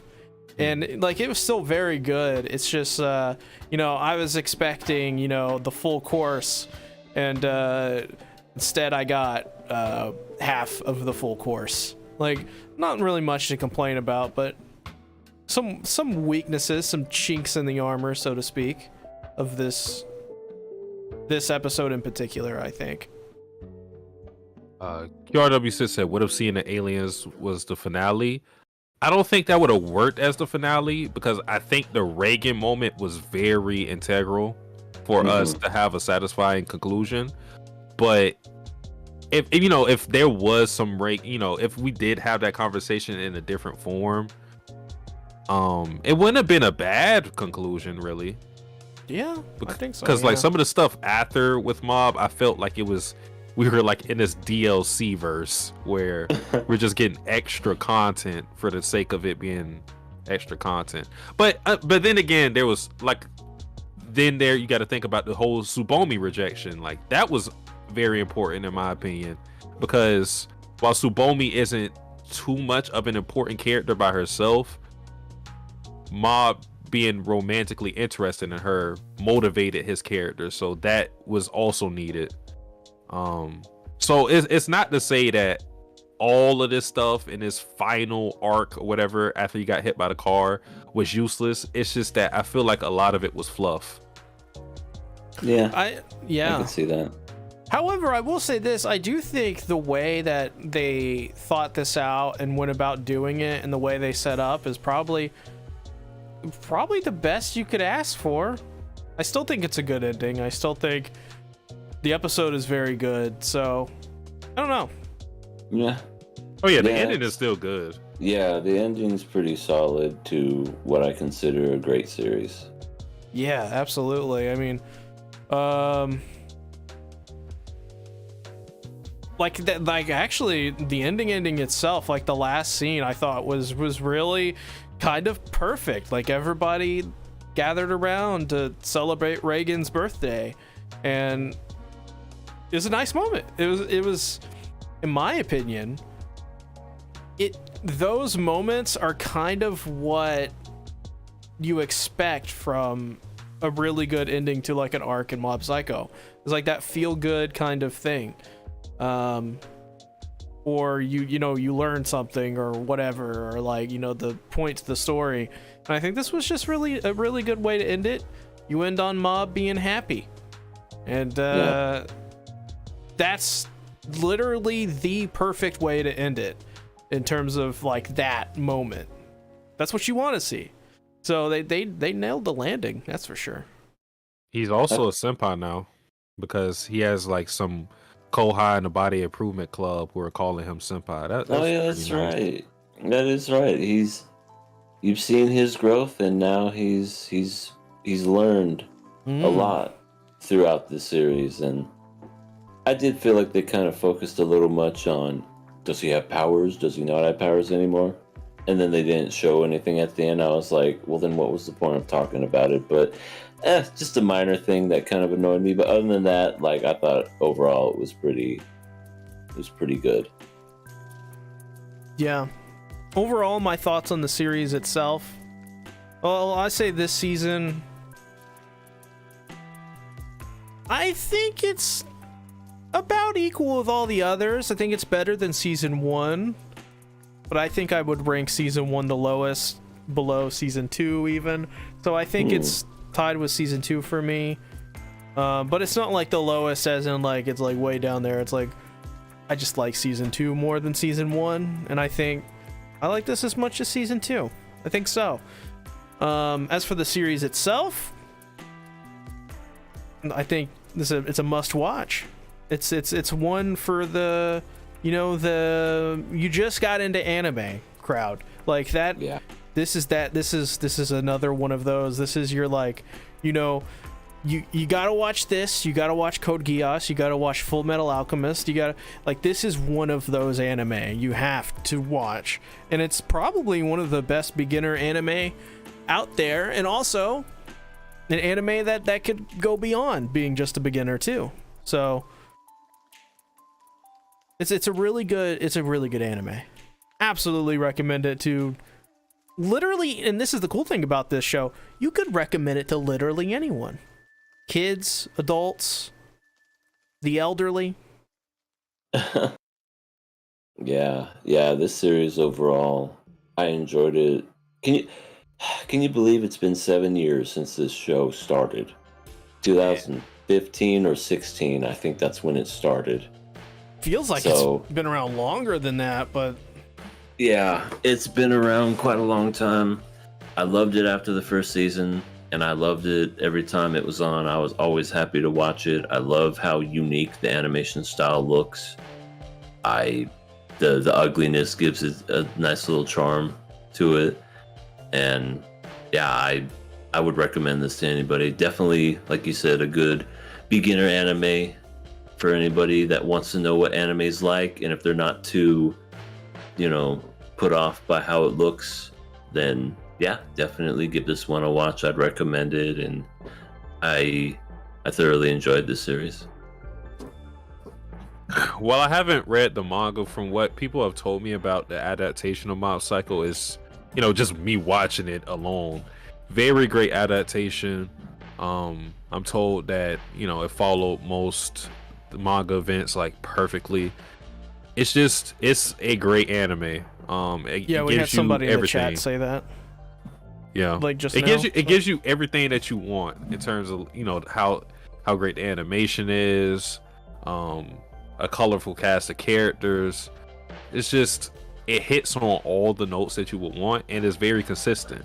I don't think there were many, if any, downside moments in Mob, and you can't really say that for a lot of anime. You know, like all the arcs you had fun with, or you thought it was great, or something. So, yeah, this anime is consistently great, and that's really all you can ask for. So, it went out with a bang. There you go. Mhm. It is now time to get into another finale, the last episode of Spy Family, before we get into whichever they decide to do next, the movie and or the season 2, whichever's coming first. This episode, much like Mob Psycho, where I'm like, it's just a really good ending. Like, it's a really good episode to close out season 1. Probably not exactly in terms of, like, you know, is this, in my opinion, this is not going to be ranking in amongst my favorite episodes, but very, very good episode, I think. Yeah, you got old Thunder. I was about to say Thundercat. Oh, Twilight. Going in to actually just take the reins and speak to the man. What is it, Damien's father? Yeah. I don't know what his real name is. He's a hollow. But he has no emotion other than the breathing out. The it's like, He's the Dark Souls of fathers. what? You and your Dark Souls tonight. He's the Dark Souls of father. Look within He's yourself, just- you know it to be He true. just has a dark soul. How about that? He seems very. So I you're don't saying know. he's player unknown? He's the player unknown? So with this episode, we had I don't know. Anya was trying her best. Anya's great. Anya's great. I'd never ever thought I'd say that about a 5-year-old character. Or how old is she? 2. She's 4. She just came out the womb. I don't know, but yeah, she's pretty great. And I think we saw Damien admit that he likes her too. He likes pretty her much. anime eyes. Yeah. She does have pretty anime much. eyes. In little kid language, he basically confesses love to Anya. Mm-hmm. Even though he said he doesn't want to hang out with us peasants. It's like, I like how he took it too. He was just like, "Oh, I'll be sure to do that." He should have just said, like, I just don't want to hang out with Becky. Because she's so extra. I know. She acts like a teenager and she's like 5. You know, it's just like, come on. You want to go shopping? You're 5. Don't you like playing with Legos or something? No, not her. She wants to go shopping. Gonna dress like Yor. Oh my god. I remember that. But yeah, I can't really remember much other than like the interaction and that, you know, the father got to know Lloyd by his name now, so he can like come back later and possibly get on his good side. And Lloyd is just so smart. He is a great spy for a reason. He is just that smart. He's daddy. I mean, he's incredibly smart when it comes to the mission, not when it comes to women. Well, yeah, to be fair, yeah. Because he has one woman that's head over heels in love with him, another one that has superhuman strength, and he's just like, just nothing. And then just the daughter, Anya, he's just like, study. I can't remember the last time they had a tender moment other than like the first couple episodes. But anyway, yeah, this is one of my new favorite shows of the year. I love Spy Family. I absolutely love this show. It deserves all the praise in the world, and I don't know, I feel like this one should get kind of praise I don't know if I'd like recommend it to people who've never seen anime. It's getting there, but if you want to see something that actually has adults in it, other than, you know, Anya, whatever, but I mean like where you could relate, be like, oh, there's adults, and oh my god, they're having adult issues. This isn't about high school. Holy shit. Definitely watch this show. I think that Anya would not be very good at Metal Gear Solid. No, she would be the box, and then the person would go with the exclamation point above their head and see Anya. She's not very good at stealth, is she? Hey! Hey, you there? Yeah. What was that? What was that? She'd die. like every time. I don't even think Damien turned around to spot her either. Just knew. It's just like, Yeah. Stop following me. Huh? How'd you know? Those stubby legs aren't for stealth, unfortunately. Nope. They just make the sound of... Just imagine how Squidward sounds whenever he walks. That's the sound Anya's stubby legs make. Warp, warp, warp.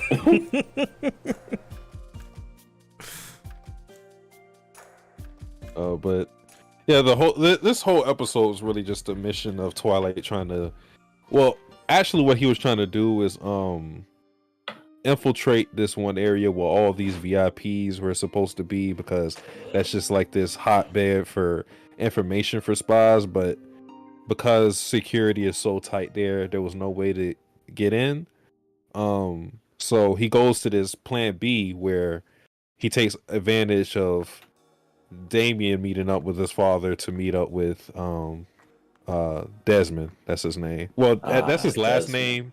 That's his last name, so that's also Damien's name, but just Desmond is fine. Donovan Desmond.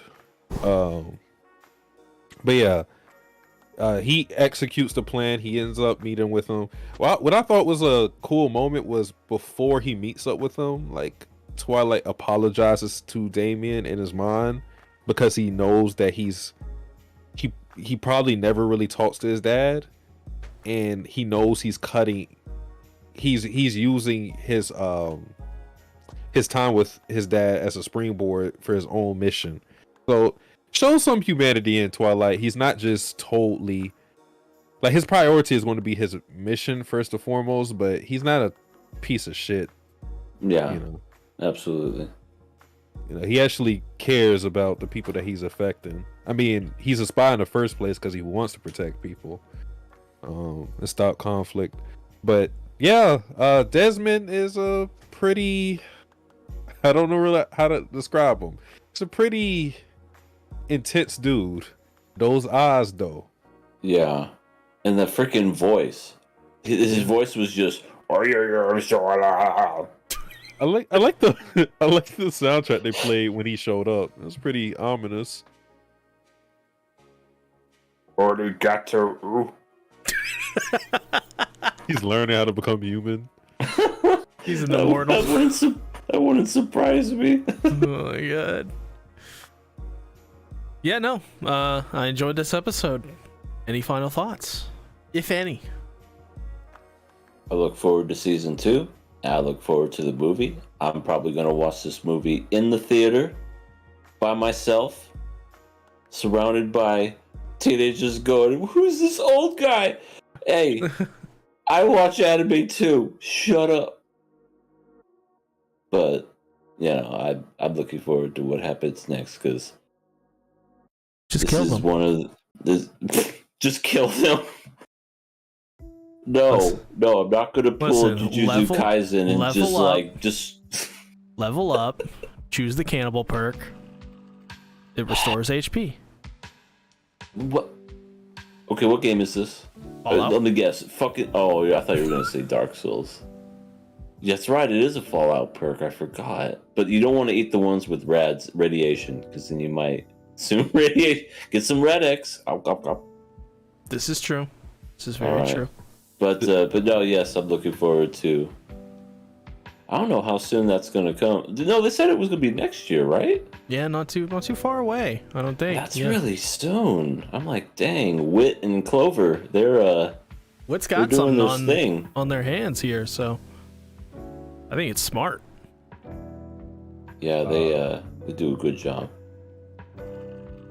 Pepperstorm said my headcanon is that Becky was there the whole time during Lois' speech saying, "Yes, that's my Lord, preach." I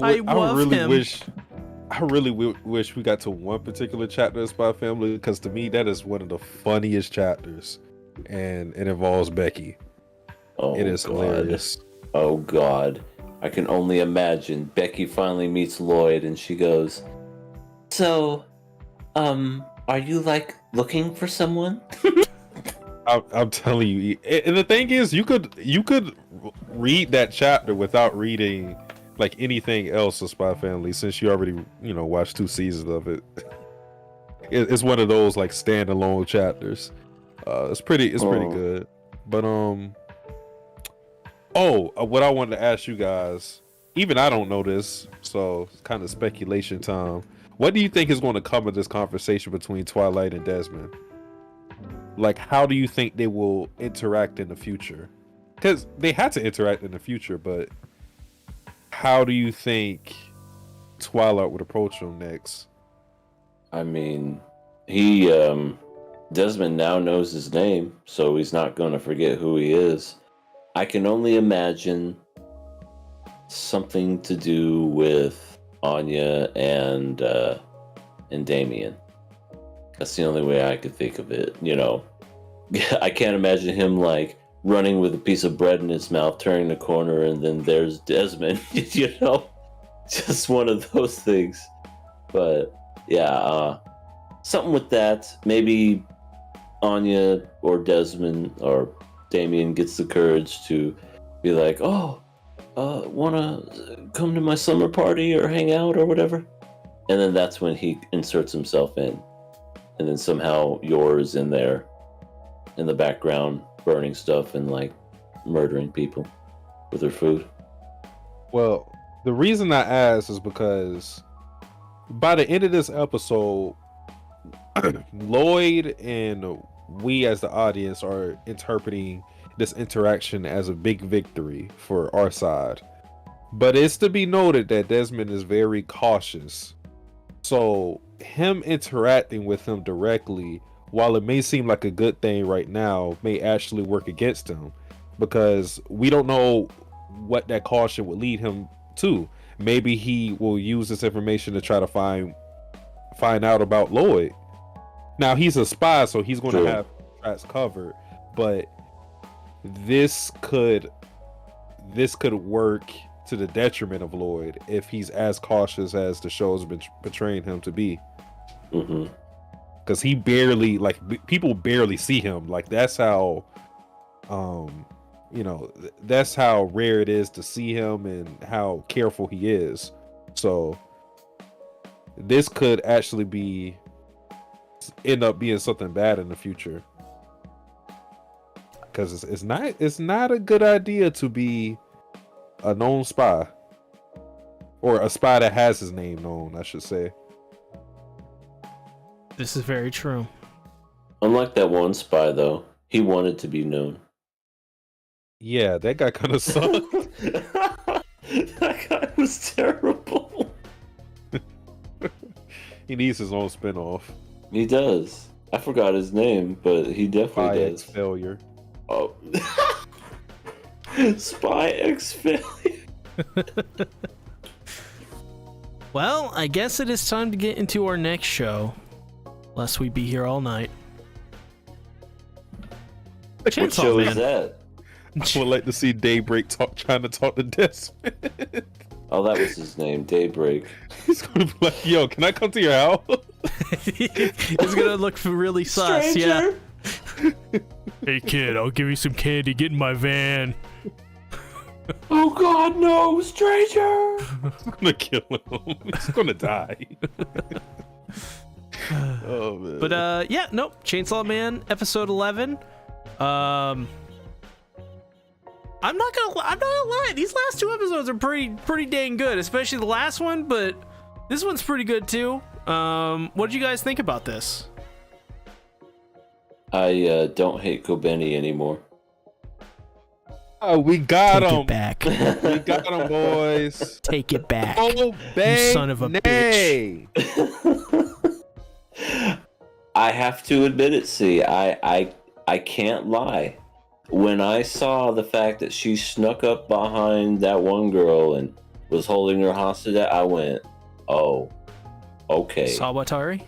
Now she's living up to her potential. So yeah,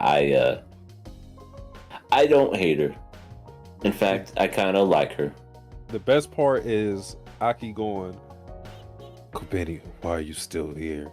And then she's like, "The bonuses." Yeah. Yeah, she's just like, she reminds me kind of like that one guy from, you'll know this one, see, and also Sasuke, the guy from Jujutsu Kaisen, where he's like, I better do this before closing time because I ain't gonna work overtime unless I get paid for it. Right, yeah. Nanami? Yeah, that's him. Yeah, it kind of reminds me of that, but she's more of a scared, frantic version of that. Oh man, Very Hitler yeah, Shit. but that was pretty cool. And freaking yeah, these last 2 episodes, I have to admit, were some of the best episodes I've seen of Chainsaw Man. I'm kind of happy I stuck with it once we got to episode 8, and then we got introduced to more characters. Speaking of which, more characters. We got Shark Boy making his epic return to this back. series. Shark Boy's back. We got like some C tier movie comic book ripoff protagonist. Seriously. Shark Boy, Spider Lady, Mask Man, Bandit, Angel. Yes, he's a raider. It almost reminded me of like My Hero, or also something from One Punch. You know, you just got all these different characters with all these different names associated with them. I like how the guy in the mask, he's like I wear a mask because basically I have to, and I'm like really strong, so like that's my ability, by the way, is like I'm strong. the violence devil. Why are they all in Japan? I was thinking the same thing. I'm like, why can't there like be these devils and angels or whatever all over the world? Like you would But, think yeah. the violence devil would not be in Japan. Oh no, that would be here. The beer devil would be here too. That's what I'm saying. The gun devil has to be in America.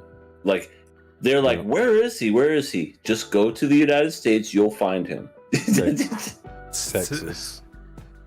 Or Alabama. Texas. They arrive, yeah, it's in Texas, and they see it's like a Trump 2024 like fucking thing on his lawn. Make guns great again. Make guns great, you're right. And it's I just literally like, seen someone with that tag. So funny. That's It's just- Florida for you. they knock on the door and they're like, "Is this the gun devil?" And they're like, "Sure as heck is, buddy. Come on in. You found me. Come on, Come on in, wipe feller. your feet before you come in. We're just sitting here watching the ball game. You want a gun or something? We got a lot of guns in here."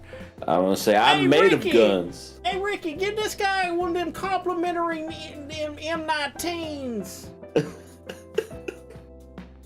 Oh man. Sean said it can't be in America. We don't fear guns. We love them. Good point. But it's more so, I think, the gun devil would have originated in America. Not to say that the gun devil would like being in America. But I know, he could just be here to chill. Everybody would like him. Yeah. They'd be like, "Wow, is that whole arm made of a gun?" Yeah. Can I touch it? Though I'm gonna be real though. this episode made me kind of feel like the Gun Devil's in a bad position because Makima is not someone to fuck with. Yeah. At I all. love Makima. She is. Wow. Like, with the eyeballs Yeah. and just And her everything eyeballs. else. Well, I still think her eyes have powers. I'm convinced that she's maybe part fiend or something because She's gotta those be a eyes are fiend. not normal. They're Yeah. not normal eyes. She's either a So- fiend or just a straight up devil. Come on. Come What's- on, guys. Come on. She like at the end of the scene with the mob boss, the mob boss like something evil and reassuring that I'm very evil right now. You shouldn't do this, Makima. We're gonna kill you. And then Makima just smiles at him, and it's just like, oh my god, she's the villain. She's got to be the villain. It can't be the Gun Devil. It's got to be her. It's her. I don't think she's the villain. I definitely think she's super OP though.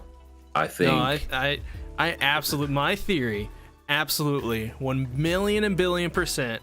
The Gun Devil is a red herring. She wants something with the Gun Devil. Public safety is, I'm not gonna say they're like the bad guys, but like she's, I guess, infiltrated them, got to the position she's wanted, and she's doing this, all of this, for something.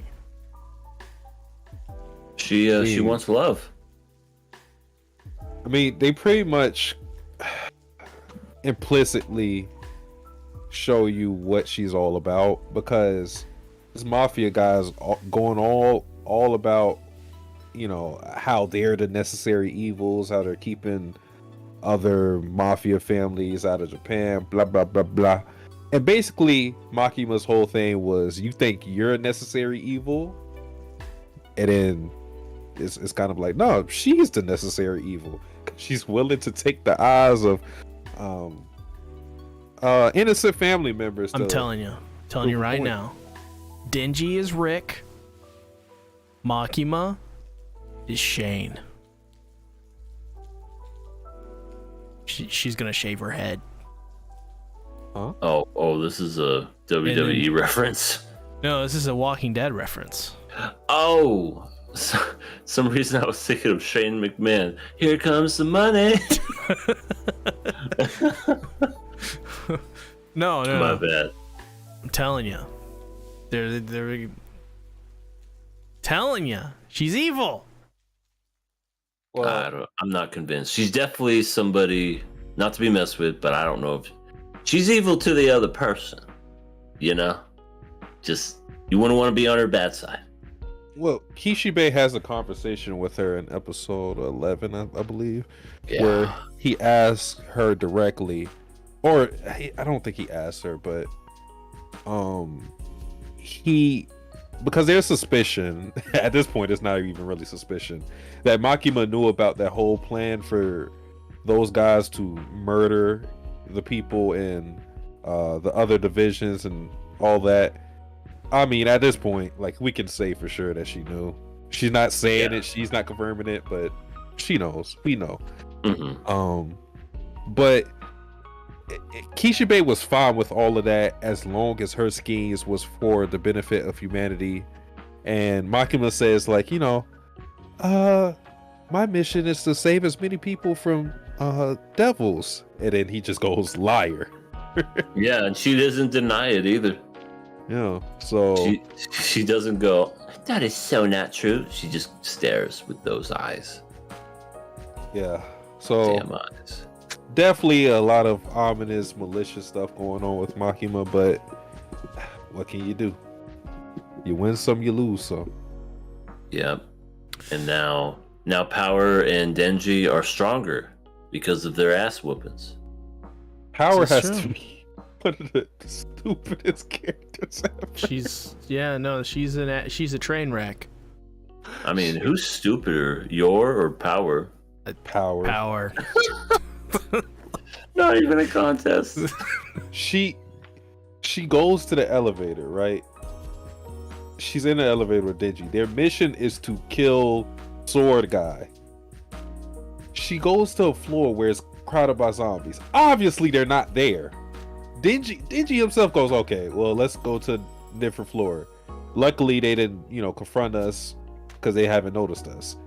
Power decides, no, this is my debut as, I don't know, like some type of fucking my hero. And she just starts monologuing about how she's like the greatest and how Dingy needs to bear witness to her her valiant efforts, and then Dingy just goes. That was pretty funny. Yeah, it's good stuff. It's good stuff. And then he gets confronted by Kirei Kotomine from Fate. And he's like, rejoice. He's like, I don't wanna. And then they fight.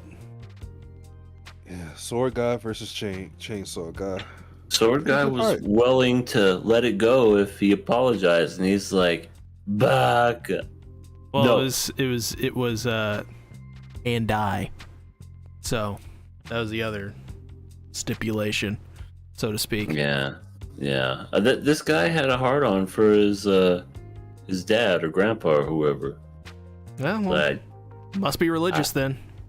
I mean, I don't know. They kind of gave themselves to the zombie god devil thing, but yeah, it's Well, let's he go got ahead his and nuts crunched. Well, yeah, let's go ahead and talk about this. Chainsaw Man episode 12. Got him. This is my favorite episode of Chainsaw Man yet. So good. I would have to agree. I mean, it's pretty great. This is the episode where I was like, hold on, maybe this whole Himeno thing was actually like kind of genius in a way. Like, I get it now. But what did you guys think? I enjoyed the characters. I enjoyed the fight scenes. I enjoyed the nut crunch. Aki's still one of my favorites. He's pretty cool character. Thinking about the future devil, he wasn't anything what I thought he would be. Like, I thought he was gonna be this foreboding kind of like creature or whatever. But he sees him, he's like, "Sup, homie?" He's just really cool and nonchalant, and just like, "All right, stick your head into my chest to see the future," or whatever. That's what my ex said. Boo. But he didn't give up any part of his body. He just said, "Let me just chill in your right eye." And then that was it. Because apparently his death is going to be so fucking cool. His words. We got to talk about that. Wow. It was a hot topic in the community. What, he didn't say so fucking cool? Yeah, that wasn't said in the manga. It is such a big change that I think they eventually changed that translation. Like, what that's does he how say then? big of a difference. Okay, he doesn't say it's going to be fucking cool. Do I have? Okay, I think this is it verbatim. You're going to die in the worst possible way. Oh. Yeah, I noticed that. That does change it. See, well, maybe he meant sarcasm, but yeah, that does change it. And the worst possible way is nowhere near so fucking cool. Wow. Yeah, because people were debating this, because people were trying to make the point that it goes in line with his personality and whatnot, which, fine. But I do think when you phrase it the way you do, you kind of change the intention behind it. Or like future events and everything, because like that's a very foreboding thing to say versus it's gonna fucking rock. Yeah, because when you hear that, you think that somebody cool death, like somebody will just grab a grenade and take a bunch of people with them. Like, that's probably fucking cool. But to then say you're gonna die in the worst way possible, that's that's not the same as grabbing a grenade and just blowing everybody up. That's like getting mutilated. Yeah. Yeah, that does change it. It really does. Yeah, after watching this episode, I decided to start reading the manga. So I was just like, I gotta. But yeah, no, that's one thing that I noticed. Didn't really have much opinions on it. I thought it was interesting. I was like, wow, okay, so they changed it. All right. That was more along the lines of, as Sasi was saying, people were like, oh, it fits his personality. But yeah, you bring that up. Yeah, totally right. Probably should have kept it the way it was from the manga. I think, though. Makes much more sense, as you guys are saying. But yeah, Aki's just so freaking cool. Like, he's my favorite character. By far. Same. Like, and as well, I think his character, like, I didn't really know, like, I like Himeno, but like, I didn't, the whole Predator thing was really weird, but Alien versus Predator. but I really think Himeno in this season, this is like kind of, I think maybe when we're gonna get more seasons, we're gonna look back on this season and we're gonna go like, this is like Himeno and Aki's season, right? Because I think she clearly has a heavy hand in her impact on this season. It starts from when she's introduced until this episode, because there's that cigarette that Aki has. This is easy revenge on it, and that's how he kills the ghost devil eventually, is he remembers that the ghost devil acts on fear. And so he just, as he's getting strangled, he calms down, and the ghost devil hands him the cigarette, and it's like this kind of like this whole like 360 kind of moment where it's just like it comes full circle for Himeno as a character, and it's like you kind of finally get it, you understand it, and it's just a really cool moment. Honestly, I really love just thematically her impact on everything. I too like how they stay consistent with her impact, because like for a character like Himeno to die, and you know, her being in Division 4 and having a relationship she did with Denji, the show doesn't try to they don't try to alter how Denji feels about her, because to Denji, she's just a hot girl. That's it. He doesn't have a strong connection to her, so he doesn't really feel too sad about her death. And I think it just shows you like a difference in like of course like time they knew them, because Aki was close friend to Himeno and Denji didn't really know her well. So like yeah, like when he confronts the sword guy, he's just like, there's one less hot woman in the world because of you. Yeah, crushes his balls. He just wanted to get some. Yeah, and that's the thing, they stay consistent with that. They don't try to make it like this emotional thing. They reserve that for Aki, because even the other guys in you know, damn, what were their names? I can't remember their names, but it's like Scar, the girl and the guy with a scar. Oh, like Tendo those characters and Mandy Tendo and Billy. and oh my god. Okay. I know the girl's named Tendo, but I can't remember the dude's name. Nin. Is that it? Nintendo? That's actually not bad if they did that. That's really clever. Nintendo. But yeah, like, because those guys they're not really in their division or anything like that. They were just like overseers, but like how they treat Aki, like it's not like this big family, you know. Everybody has unique feelings towards somebody. Yeah. Sean says, I don't really understand how Denji killed Katana Man. Where did his leg come from? And how did he cut him with it? I was thinking that too. It must be an extra power because he got stronger with the training. So now he can grow him out his legs now. That's the only thing I could think of. I wonder if he could like make so many of them come out his body. He'd be like a porcupine with chainsaws. It's kind of cute. It'd be cute. Yeah, I'd be down. You know You'd be how it'd down for what? See? Turn down for what? Ew.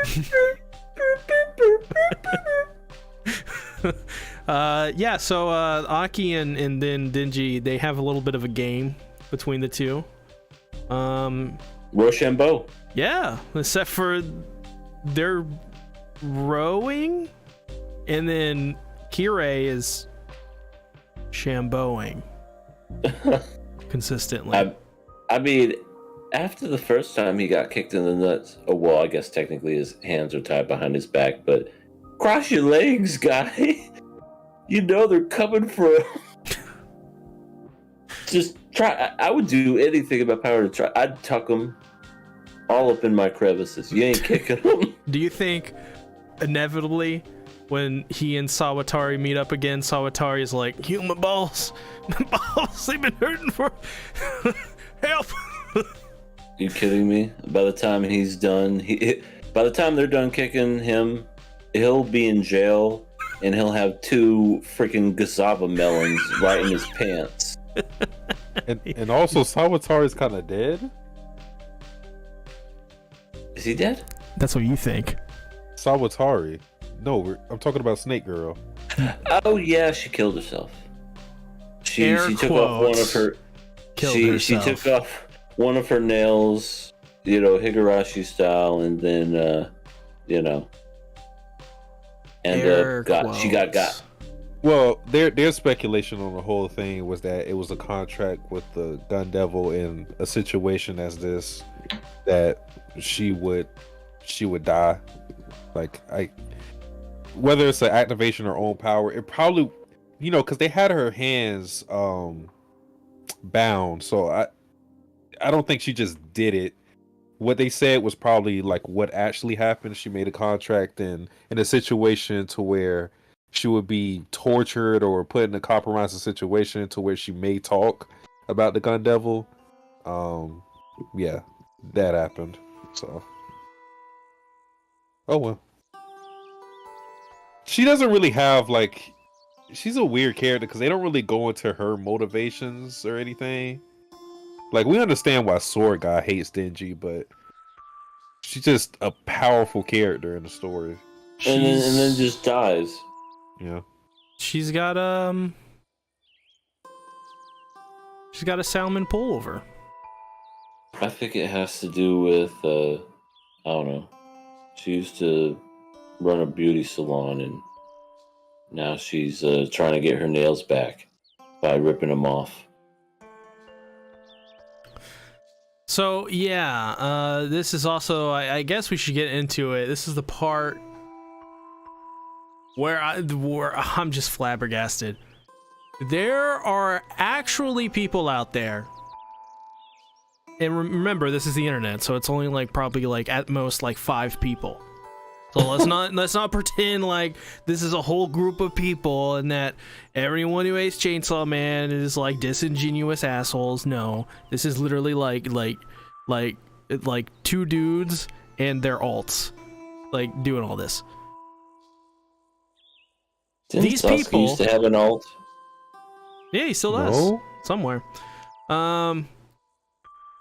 These people are wanting Chainsaw Man to be remade because they don't agree with some of the director's opinions about certain things. I don't know what those certain things are, but they don't like the director, so they want him. They want them to literally remake Chainsaw Man. They want them to reanimate it. Didn't it just come out? Yeah, Chainsaw Man literally. Why would they remake it? It literally just came out. They should remake anything. They should remake X-Arm. Remake Promise Goofy Land. Yeah, that's the one they should remake. If it's not perfect, I guess it should be remade. I don't know. This is one of those stupid complaints. I don't I don't think people really even took that serious because How could you? it's so ridiculous. Yeah. You know, like imagine. I'm not saying it's of the same ilk, but it doesn't really have any issues. Like imagine if someone watched Jujutsu Kaisen and after the first season, they're like, man, they got to remake this. Oh my god. Like they skipped that one chapter where the Nami had to pick up his kid from work. Like that's stupid. That's stupid. They didn't make the panda's hair more fluffy. Yeah, and it comes off as entitled too, just because like the work it goes into putting out an anime in the first place. You're telling, fuck all your efforts. Oh yeah, do this again. And I'm not saying you can't have a complaint with the anime, but saying remake it, especially, this was coming out when it was still airing. So it didn't come out yesterday. It didn't come out. No, it was still airing when I seen that stuff happen. So, yeah, it's a stupid thing. Stupid thing. Absolutely ridiculous. Yeah, and this is coming from someone that didn't even read the manga. I mean, I don't know much about the story. I would definitely fix up the story, but if that's what happened in the manga, then so be it. It is what it is, but I mean, I wouldn't think about remaking it. It looks fine to me. Animation's good. I mean, heaven forbid there's some scenes that have CG in it. Oh my god. We're all gonna melt. But yeah, I see no issue. Yep. I think this is a perfect way to encapsulate, in a nutshell, people fucking hate MAPPA for the stupidest shit ever. It's gonna keep happening. Watch. Me and EA are gonna talk about JJK on this podcast. Out of the woodwork, these people are gonna come and they're gonna be like, JJK season 2 sucks. Why? Why? Just because it's MAPPA. I mean, you saw the first season of JJK. That animation was gorgeous. I'm convinced they're gonna find a way. They're gonna be like, oh, the guy that thinks he's his best friend. He didn't say Jennifer Aniston or what? Jennifer Lawrence. That's what it was. It's gonna happen with Vinland Saga season 2, even though they're technically not animating it; they're just funding it. It's gonna happen with One Punch Man. Gonna happen with One Punch Man. I think they're already mad about it because they're mad. They're mad that MAPPA's animating everything, so they're already mad about that. Which is a kind of a dumb complaint, in my opinion. I mean, that's like basically saying, "Oh no, Disney's making everything." Well, okay, maybe that's not bad. That's a bad comparison. Fox is making a bunch of movies. How dare they? Or no, You know? it's just like something really good happening and then complaining about it. It's like oh my god, they're gonna revive all of the dead good people. Yeah. Like it's like, come on. Next year is going to be one of the biggest years in anime history, and there will probably be some people that'll find a way to be like, "You fucked it up." Yep. Anyways, Chainsaw Man season 1. What are our final thoughts on it? Do we think it lived up to the hype, or did it not? If it wasn't for this damn show, I would have dropped it a long time ago. I would have missed out, and I would have been hating on it. I would have been a Chainsaw Man hater. I would have been like, "Y'all, what do you like this for? This is nothing." And if the hallway demon didn't do it, and Kobeni crying and Power being disgusting, like I said, I would have killed it a long time ago, especially with the puke episode. Like that was the nail in the coffin for me. I was going to, you know what? You guys can watch it. I'll watch something else. A gift that keeps on taking, so to speak. Seriously. But episode 8 got my attention, and then these last 2 episodes pulled me back in. So I'm glad I stuck with it. I don't think it's the greatest thing ever. I will say that right now. Heck, I don't even think this is the best anime this season. I don't think it's the best anime this year. I also agree. I don't think it's the best anime this season. So, I will at least say that it's a bit overrated, and it definitely is slow to start, but once you finally get to the good parts, it gets more interesting. But I just hate how it took so long to get to that, and just, I don't know. Yeah. I mean, I was thinking about this. Like, I think it's overrated to a degree, because I think probably people from the manga were saying, "Oh my god, it's so great," because they're all caught up, right? They're reading all the good shit. Oh yeah. We got to get through Child Predator here. We got to get through we got to get through the Poop Devil. We got to get through Pukey. Not to say those things are absolutely horrifyingly terrible, but there is a categorical difference between what they are experiencing now, which is probably really good, to what we're trying to get into it, you know? So, and hearing, you know, shouted down from the rooftops that something is, you know, a masterpiece and all that stuff, and that also as well, I think, you know, we as content creators, I think that's another thing. We love our buzzwords, right? We love to say this is a masterpiece and this is the greatest thing ever because there's so much negative shit out there. We love it when something's good because we can finally say something isn't the end of the world, like the algorithm wants you to say. So you see like a bunch of videos that are like Chainsaw Man is a masterpiece, and most of these videos, people don't realize they're talking about the manga. No one's talking about the anime when it comes to, like, nobody right now is saying, maybe Chibi is. Chibi does that a lot. But that's all relative.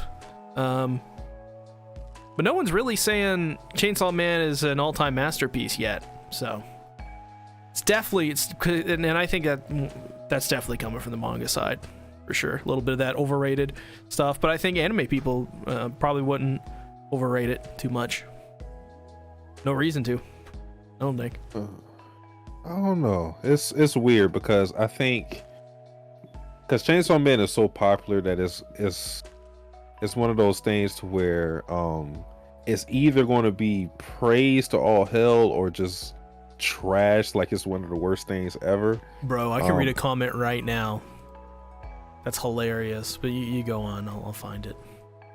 I was going to say, it's like, I mean, I think it's good.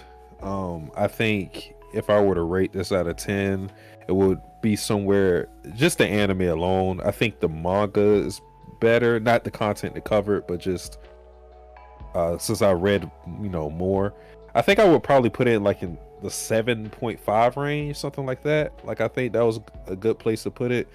So I guess in that sense it is overrated, but overrated doesn't mean bad, as I had to remind people. Like, I like this show because it's really rough around the edges. It's a very crude show with the gore and some of the jokes. Like, we got nut jokes in this show multiple times. A lot of weird things. It's definitely not a show that I would recommend to people who are starting out with anime, because definitely not. Yeah.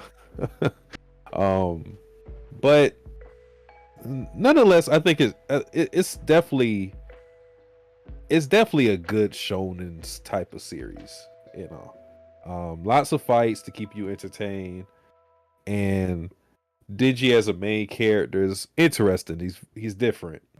He's not like a Goku clone that you'll usually see. I think the writing too doesn't really, it's not immediately obvious, but like there's some deeper things that go on with Digi that the show doesn't explicitly state or anything like that, because it's not the type to be really. That's one thing I do like about Chainsaw Man. It's not really pretentious. Like the stuff that you get for Chainsaw Man is what you would derive on your own. Yeah, it's not really preachy, but yeah, I like this show. It'll definitely get a season 2 eventually. Don't know when, but when that happens, we'll have the same conversation probably over again, because then that'll get overhyped and people will dehype it and the cycle will continue. But good show overall. I cannot find the comment. They deleted it. Damn. You called them out. No, I don't respond. I don't call people out in my comments anymore. But it was you loser. it's hard to read some of my comments these days. So a lot, and literally every YouTuber says this, right?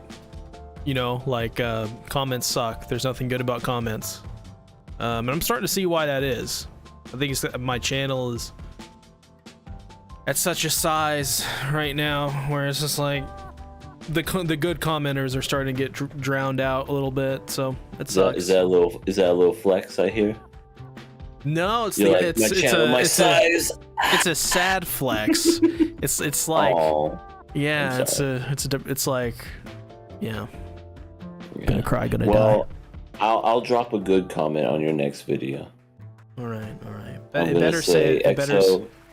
better say die. No, it's going to say XOXO. C loves Vitalita. Right, banning. No. Oh, you cool. didn't. And I'll like it too, so we'll have at least 2 likes.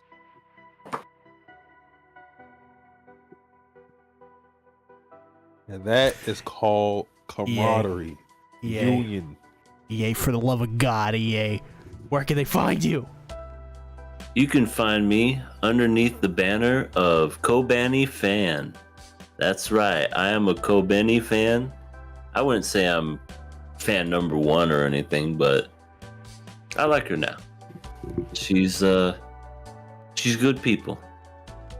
She just needs to calm down a little bit. You know, she's a little on the edge. She needs to probably take some kind of pill, I would assume. Sorry to interrupt, EA, but we have, I noticed, 14 concurrent. If you haven't already, drop a like. Help support the podcast. Subscribe if you're new, because at 500 subs, we're going to do face cams and stuff like that. We get we love community you. tab. Yeah, and just, dropping a like actually really helps us out in the algorithm and stuff. So if you could do that, Subscribe. Just hit that like button. Hit it. Gently tap it. Love tap it. Caress it. We love you. You're very special. Exactly. I appreciate Continue, you. EA. Oh, okay. But no, that's cool that we've had 14 current viewers. That's awesome. But yeah, you can find me over at Everything Animated, just chilling on over here. I heard that there's gonna be some TikTok videos coming soon, maybe with our King of Anime podcast channel. So get ready for those in the near future. Yeah. And yeah, so I'm revving up for 2023. In 2023, I want to get to 1K on my channel. 1 billion subscribers. There you go. I want to get the KOA podcast to 1K. I mean, I think we all do. Yeah. But yeah, let's get this ball rolling and we'll cut to the chase. Love you all. And this has been a good 2022. Yeah, as well, I want to say thank you to Decrepit Storm. He has tipped $5. Says Happy New Year, and thanks for another year of great content. Thank you very much, Decrepit Storm. I appreciate it. Appreciate it. You are the man, Decrepit Storm. Firmly grasp it. And you're... Oh man, SpongeBob has gems. Some of the best. As for me, you know the channel. Satsuki the Savage, Twitter Satsuki.Savage with a DA, Twitch Satsuki.Savage with a DA. And where you'll probably see the most content from me is the new channel that I made recently. Made it. Was it Christmas? No, yeah, it was. I made it Christmas Day. Satsuki the Gamer. And that's where I'm going to be doing or uploading my Twitch content, but edited. So I'll cut out some of the stuff where I'm talking to the chat or all that stuff. So it'll be more concise. And of course, like there'll be other funny stuff that I try to add to it.